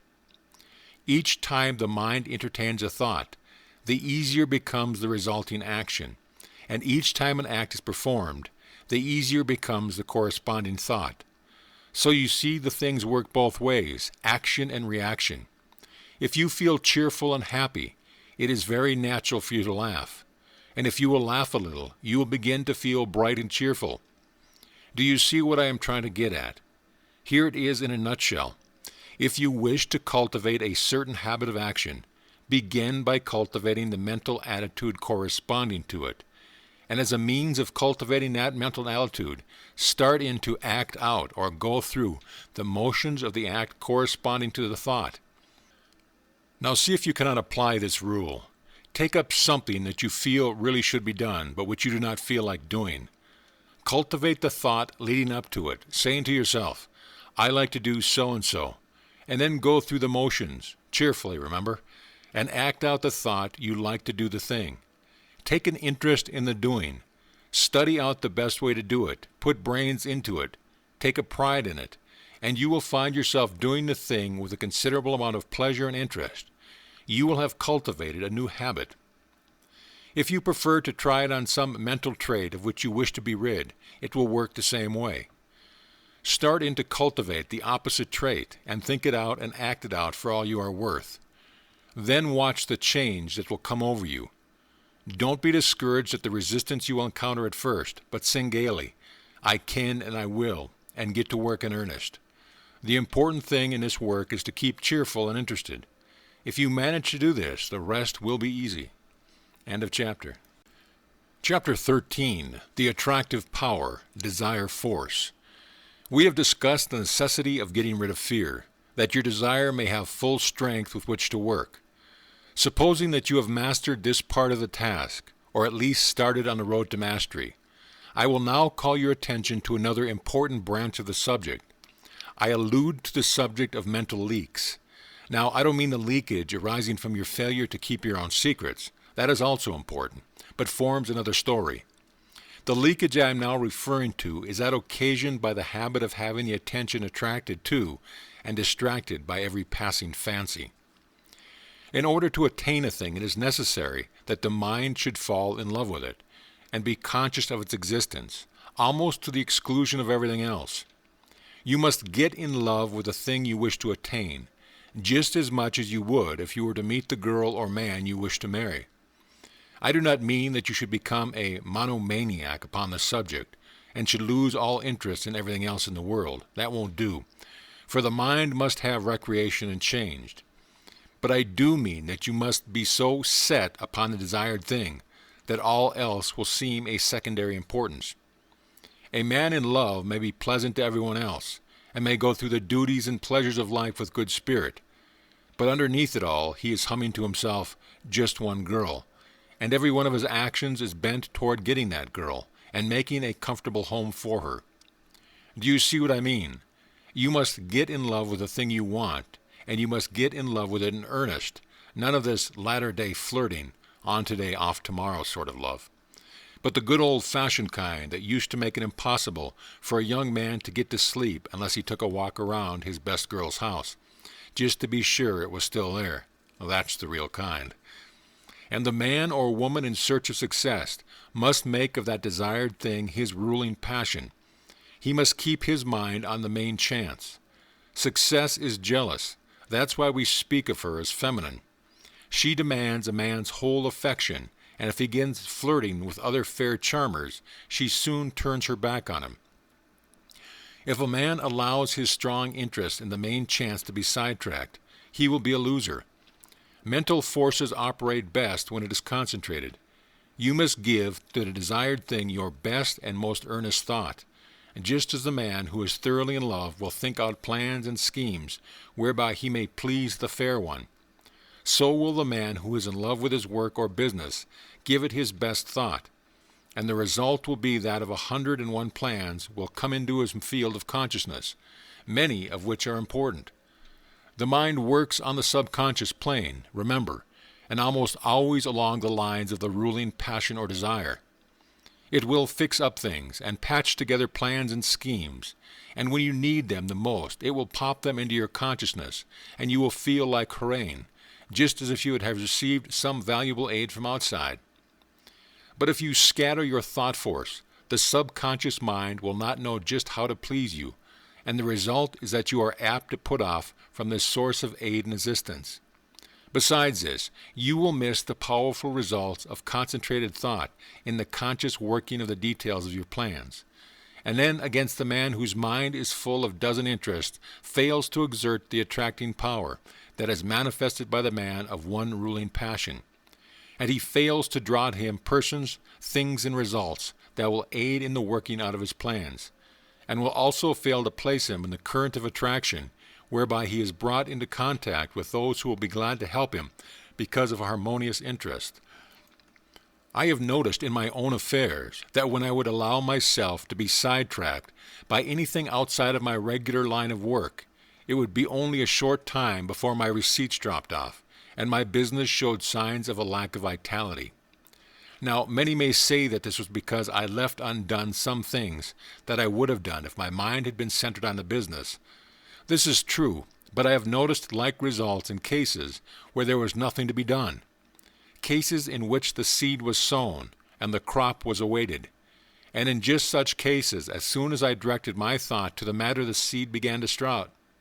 I do not mean that I had to send out great mental waves with the idea of affecting people. Not a bit of it. I simply began to realize what a good thing I had, and how much people wanted it, and how glad they would be to know of it, and all that sort of thing, and lo, my thought seemed to vitalize the work, and the seed began to sprout. This is no mere fancy, for I have experienced it on several occasions. I have spoken to many others on the subject, and I find that our experiences tally perfectly. So don't get into the habit of permitting these mental leaks. Keep your desire fresh and active, and let it get to its work without interference from conflicting desires. Keep in love the things you wish to attain. Feed your fancy with it. See it as an accomplished already, but don't lose your interest. Keep your eye on the main chance, and keep your one ruling passion strong and vigorous. Don't be a mental polygamist. One mental love is all that a man needs, that is, one at a time. Some scientists have claimed that something that might as well be called love is at the bottom of the whole of life. They claim that the love of the plant for water causes it to send forth its roots until the loved thing is found. They say that the love of the flower for the sun causes it to grow away from the dark places so that it may receive the light. The so-called chemical affinities are really a form of love, and desire is a manifestation of this universal life-love. So I am not using a mere figure of speech when I tell you that you must love the thing you wish to attain. Nothing but intense love will enable you to surmount the many obstacles placed in your path. Nothing but the love will enable you to bear the burdens of the task. The more desire you have for a thing, the more you love it, and the more you love it, the greater will be the attractive force exerted towards its attainment, both within yourself and outside of you. So love but one thing at a time. Don't be a mental Mormon. End of chapter. Chapter 14. The Great Dynamic Forces. You have noticed the difference between the successful and strong men in any walk of life, and the unsuccessful, weak men around them. You are conscious of the widely differing characteristics of the two classes, but somehow find it difficult to express just in what the difference lies. Let us take a look at the matter. Burton said, "The longer I live, the more certain I am that the great difference between men, the feeble and the powerful, the great and the insignificant, is energy and invincible determination, a purpose once fixed, and then death or victory. That quality will do anything that can be done in this world, and no talents, no circumstance, no opportunities will make a two-legged creature a man without it." I do not see how the idea could be more clearly expressed than Burton has spoken. He has put his finger right in the center of the subject. His eye has seen into the heart of it. Energy and invincible determination. These two things will sweep away mighty barriers and will surmount the greatest obstacles. And yet they must be used together.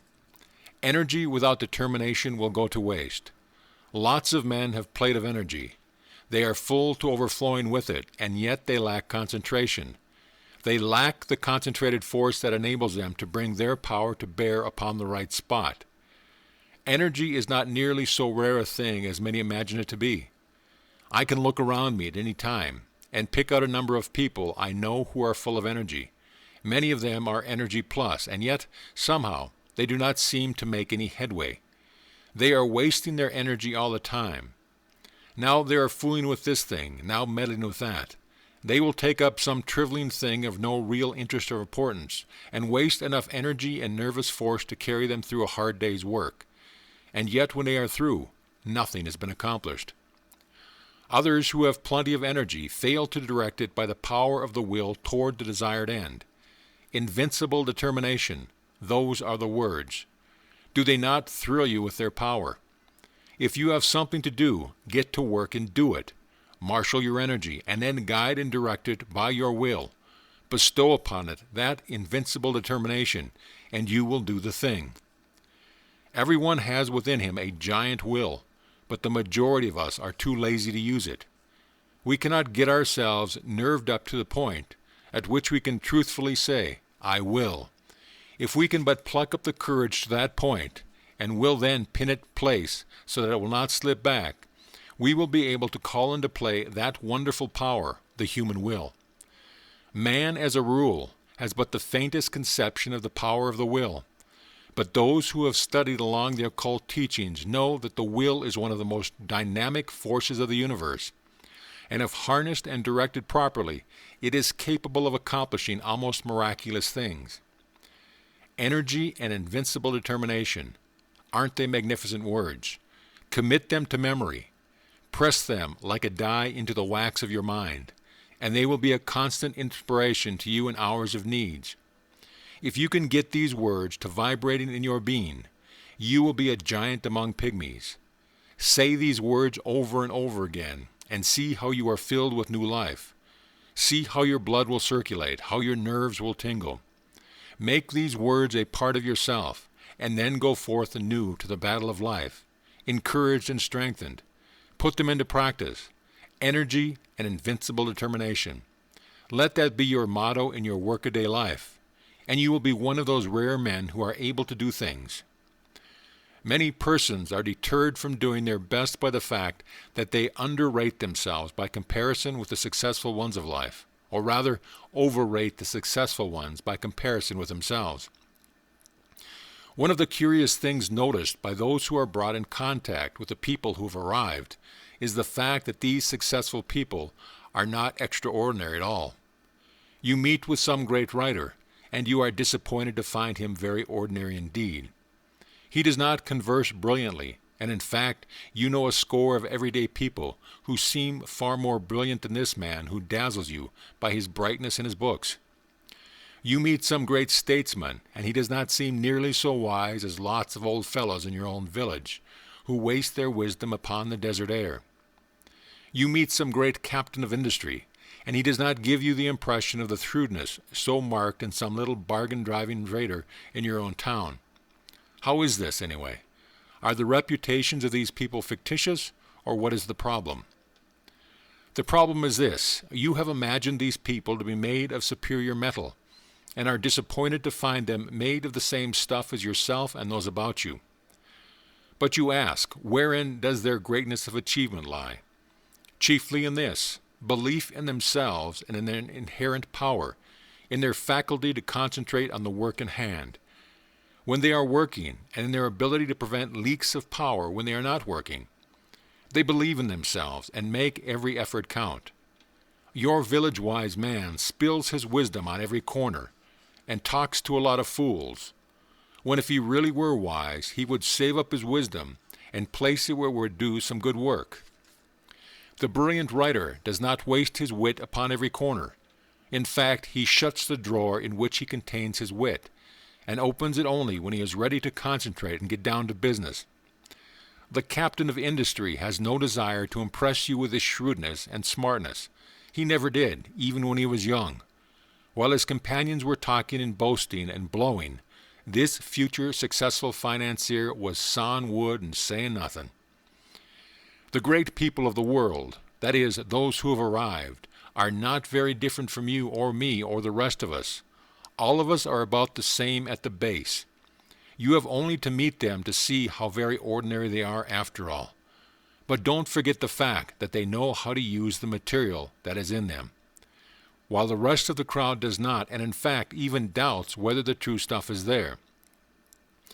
The man or woman who gets there usually starts out by realizing that he or she is not very different, after all, from the successful people that they hear so much about. This gives them confidence, and the result is they find out that they are able to do things. Then they learn to keep their mouths closed, and to avoid wasting and dissipating their energy. They store up energy and concentrate it upon a task at hand, while their companions are scattering their energies in every direction, trying to show off and let people know how smart they are. The man or woman who gets there prefers to wait for the applause that follows deeds accomplished, and cares very little for the praise that attends promise of what we expect to do someday, or an exhibition of smartness without works. One of the reasons that people who are thrown in with successful men after manifest success themselves is that they are able to watch the successful man and sort of catch the trick of his greatness. They see that he is an everyday sort of man, but that he thoroughly believes in himself, and also that he does not waste energy, but reserves all his force for the actual tasks before him. And profiting by example, they start to work and put the lesson into practice in their own lives. Now, what is the moral of this talk? Simply this: don't undervalue yourself or overvalue others. Realize that they are made of good stuff, and that locked within your mind are many good things. Then get to work and unfold these good things and make something out of that good stuff. Do this by attention to the things before you, and by giving to each the best that is in you, knowing that plenty of more good things are in you ready for the fresh tasks that will come. Put the best of yourself in the undertaking on hand, and do not cheat the present task in favor of some future one.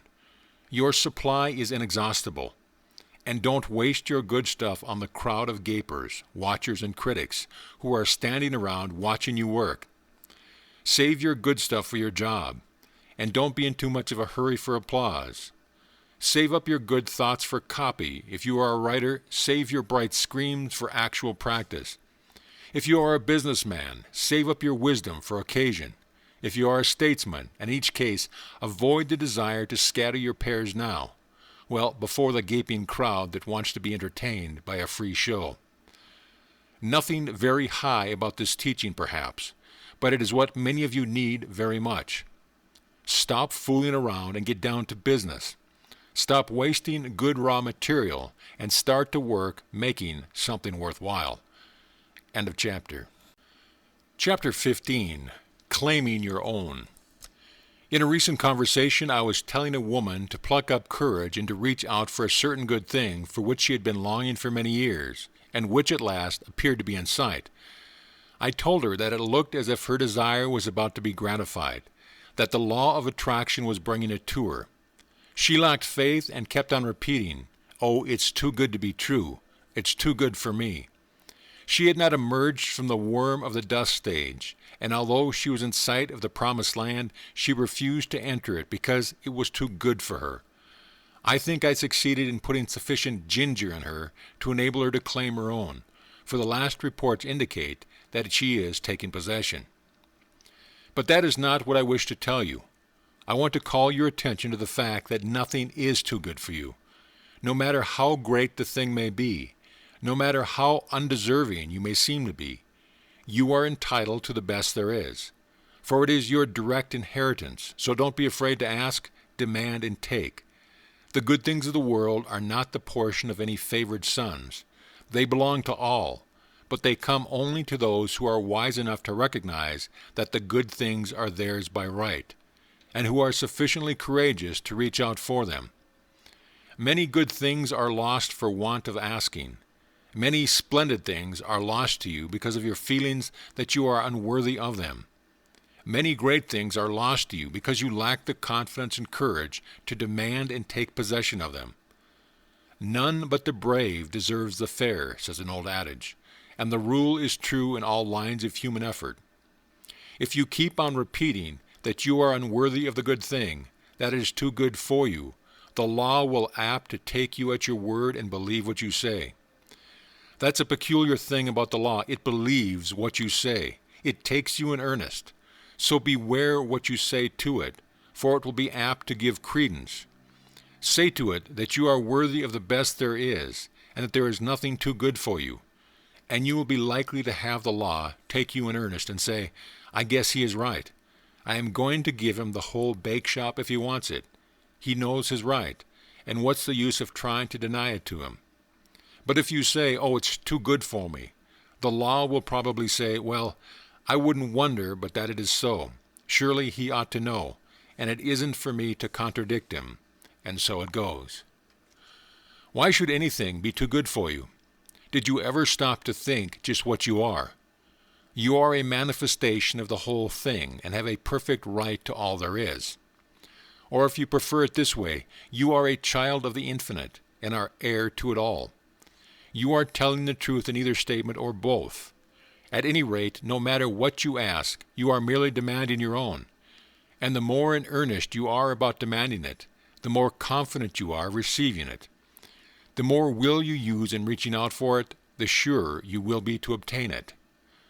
Strong desire, confident expectation, courage in action, these things bring to you all your own. But before you put these forces into effect, you must awaken to a realization that you are merely asking for your own, and not for something to which you have no right or claim. So long as there exists in your mind the last sneaking bit of doubt as to your right to the thing you want, you will be setting up a resistance to the operation of the law. You may demand as vigorously as you please, but you will lack the courage to act. If you have a lingering doubt of your right to the thing you want, if you persist in regarding the desired thing as if it belonged to another instead of yourself, you will be placing yourself in the position of the covetous or envious man, or even in the position of a tempted thief. In such a case, your mind will revolt at proceeding with the work, for it instinctively recoil from the idea of taking what is not your own. The mind is honest, but when you realize that the best the universe holds belongs to you as a divine heir, and that there is enough for all without you robbing anyone else, then the friction is removed, and the barrier broken down, and the law proceeds to do its own work. I do not believe in this humble business. This meek and lowly attitude does not appeal to me. There is no sense in it at all.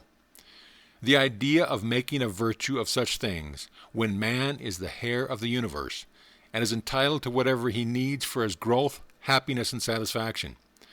I do not mean that one should assume a blustering and domineering attitude of mind. That is also absurd, for true strength does not so exhibit itself. The blusterer is a self-confessed weakling. He blusters to disguise his weakness. The truly strong man is calm, self-contained, and carries with him a consciousness of strength, which renders unnecessary the bluster and fuss of assumed strength.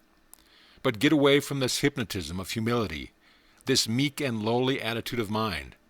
Remember the horrible example of Uriah Heep and beware of imitating him. Throw back your head and look the world square in the face. There's nothing to be afraid of.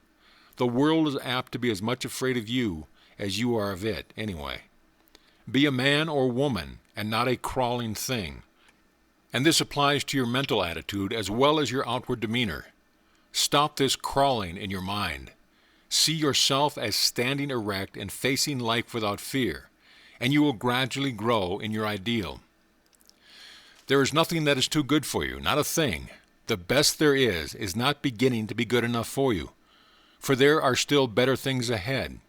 The best gift that the world hath to offer is a mere bauble compared to the great things in the cosmos that await your coming of age. So don't be afraid to reach out for these playthings of life, these baubles on this plane of consciousness. Reach out for them, grab a whole fistful, play with them till you are tired. That's what they are made for. They are made for our express use, not to look at, but to be played with if you desire. Help yourself. There's a whole shop full of these toys awaiting your desire, demand, and taking. Don't be bashful. Don't let me hear any more of this silly talk about things being too good for you. You have been like the emperor's little son, thinking that the tin soldiers and toy drums were far too good for him, and refusing to reach out for them. But you don't find this trouble with children as a rule. They instinctively recognize that nothing is too good for them. They want all that is in sight to play with, and they seem to feel that the things are theirs by right. And that is the condition of mind that we seekers after the divine adventure must cultivate. Unless we become as little children, we cannot enter the kingdom of heaven. The things we see around us are the playthings of the kindergarten of God. Playthings which we use in our game tasks. Help yourself to them. Ask for them without bashfulness. Demand as many as you can make use of. They are yours. If you don't see just what you want, ask for it. There's a big reserve stock on the shelves and in the closets. Play, play, play to your heart's content. Learn to weave mats, to build houses with the blocks, to stitch outlines on the squares. Play the games through and play it well, and demand all the proper materials for the play. Don't be bashful. There's enough to go around. But remember this, while all this be true, the best things are still only game things. Toys, blocks, mats, cubes, and all the rest. Useful, most useful for the learning of the lesson. Pleasant, most pleasant with which to play. And desirable, most desirable for these purposes. Get all the fun and profit out of the use of things that is possible. Throw yourself heartily into the game and play it out. It is good. But here's the thing to remember. Never lose sight of the fact that these good things are but playthings, part of the game, and you must be perfectly willing to lay them aside when the time comes to pass into the next class, and not cry and mourn because you must leave your playthings behind. Do not allow yourself to become unduly attached to them, for they are for your use and pleasure, but are not a part of you, not essential to your happiness in the next stage. Despise them not because of their lack of reality. They are great things relatively, and you may use as well as have the fun out of them that you can. Don't be a spiritual prig, standing aside and refusing to join in the game. But do not tie yourself to them. They are good to use and play with, but not good enough to use you and to make you a plaything. Don't let the toys turn the tables on you. This is the difference between the master of circumstances and the slave of circumstances. The slave thinks that these playthings are real, and that he is not good enough to have them. He gets only a few toys, because he is afraid to ask for more, and he misses most of the fun. And then considering the toys to be real, and not realizing there are plenty more where they came from, he attaches himself to the little trinkets that have come his way, and allow himself to be made a slave of.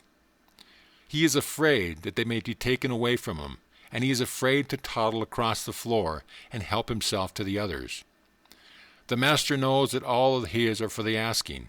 He demands that which he needs from day to day, and does not worry about overloading himself, for he knows that there are lots more, and that he cannot be cheated out of them. He plays and plays well, and has a good time in the play, and he learns his kindergarten lessons in the playing. But he does not become too attached to his toys. He is willing to fling away the worn-out toys and reach out for a new one. And when he is called into the next room for promotion, he drops on the floor the worn-out toys of the day, and with glistening eyes and confident attitude of mind, marches into the next room, into the great unknown with a smile on his face. He is not afraid, for he hears the voice of the teacher and knows that she is there waiting for him in the great next room. End of chapter. Chapter 16, Law, Not Chance. Some time ago I was talking to a man about the attractive power of thought.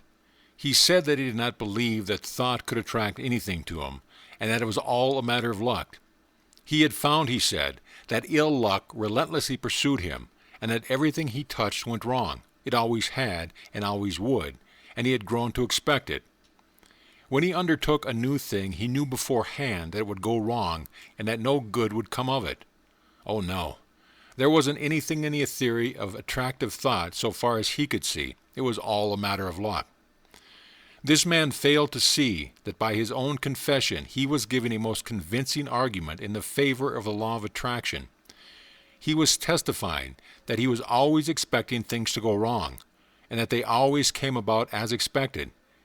He was a magnificent illustration of the law of attraction, but he didn't know it, and no argument seemed to make the matter clear to him. He was up against it, and there was no way out of it. He always expected the ill luck, and every occurrence proved that he was right, and that the mental science position was all nonsense.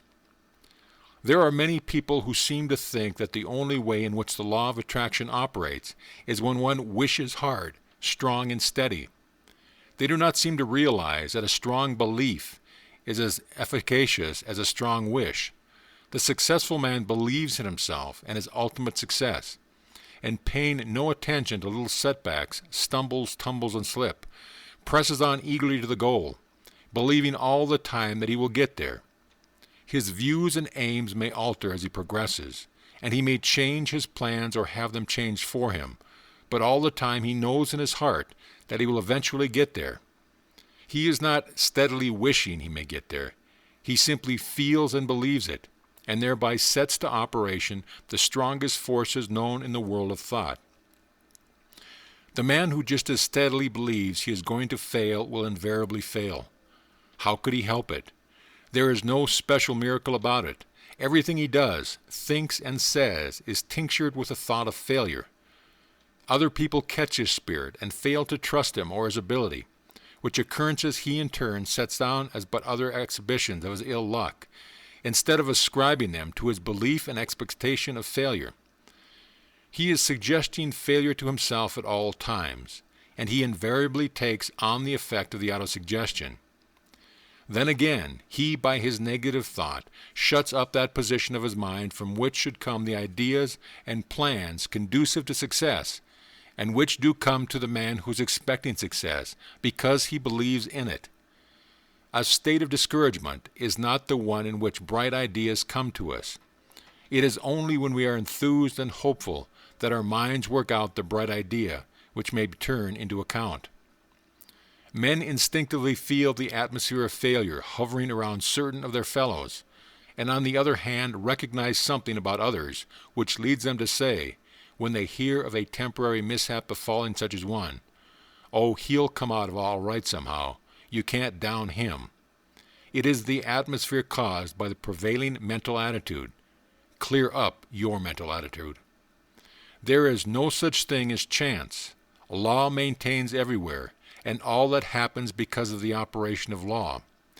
You cannot name the simplest thing that ever occurred by chance. Try it, and then run the thing down to a final analysis, and you will see it is all the result of the law. It is as plain as mathematics. Plan and purpose, cause and effect, from the movements of worlds to the growth of the grain of the mustard seed, all the result of law. The fall of the stone down the mountainside is not chance. Forces which had been in operation for centuries caused it, and back of that cause were other causes, and so on until the causeless cause is reached. And life is not the result of chance. The law is here too. The law is in full operation, whether you know it or not, whether you believe it or not. You may be the ignorant object upon which the law operates and bring yourself all sorts of trouble because of your ignorance of or opposition to the law. Or you may fall in with the operation to the law, get into its current, as it were, and life will seem a far different thing to you. You cannot get outside of the law by refusing to have anything to do with it. You are at liberty to oppose it and produce all the friction you wish to. It does not hurt the law, and you may keep it up until you learn your lesson. The law of thought attraction is one name for the law, or rather for one manifestation of it. Again I say, your thoughts are real things. They go forth from you in all directions, combining with thoughts of like kind, opposing thoughts of different character, forming combinations, going where they are attracted, flying away from thought centers opposing them. And your mind attracts the thought of others, which have been sent out by them conscious or unconsciously. But it attracts only those thoughts which are in harmony with its own. Like attracts like, and opposites repel opposites in the world of thought. If you set your mind to the keynote of courage, confidence, strength, and success, you attract to yourself thoughts of like nature, people of like nature, things that fit into the metal tune. Your prevailing thought or mood determines that which is to be drawn towards you, picks out your mental bedfellow. You are today setting into motion thought currents which will in time attract toward you thoughts, people, and conditions in harmony with the predominant note of your thought. Your thought will mingle with that of others of like nature and mind, and you will be attracted towards each other, and will surely come together with a common purpose sooner or later, unless one or the other of you should change the current of his thoughts. Fall in with the operation of the law. Make it a part of yourself. Get into its currents. Maintain your poise. Set your mind to the keynote of courage, confidence, and success. Get in touch with all the thoughts of the kind that are emanating every hour from hundreds of minds. Get the best that is to be had in the thought world. The best is there, so be satisfied with nothing else. Get into partnership with good minds. Get into the right vibrations. You must be tired of being tossed about by the operation of the law. Now, get into harmony with it. End of chapter. End of book. This audio presentation of Thought Vibration by William W. Atkinson has been brought to you by audioenlightenment.com and has been recorded for the exclusive use of Audio Enlightenment members only. If you have received this audio from any website other than our own, please visit our website and let us know at your convenience.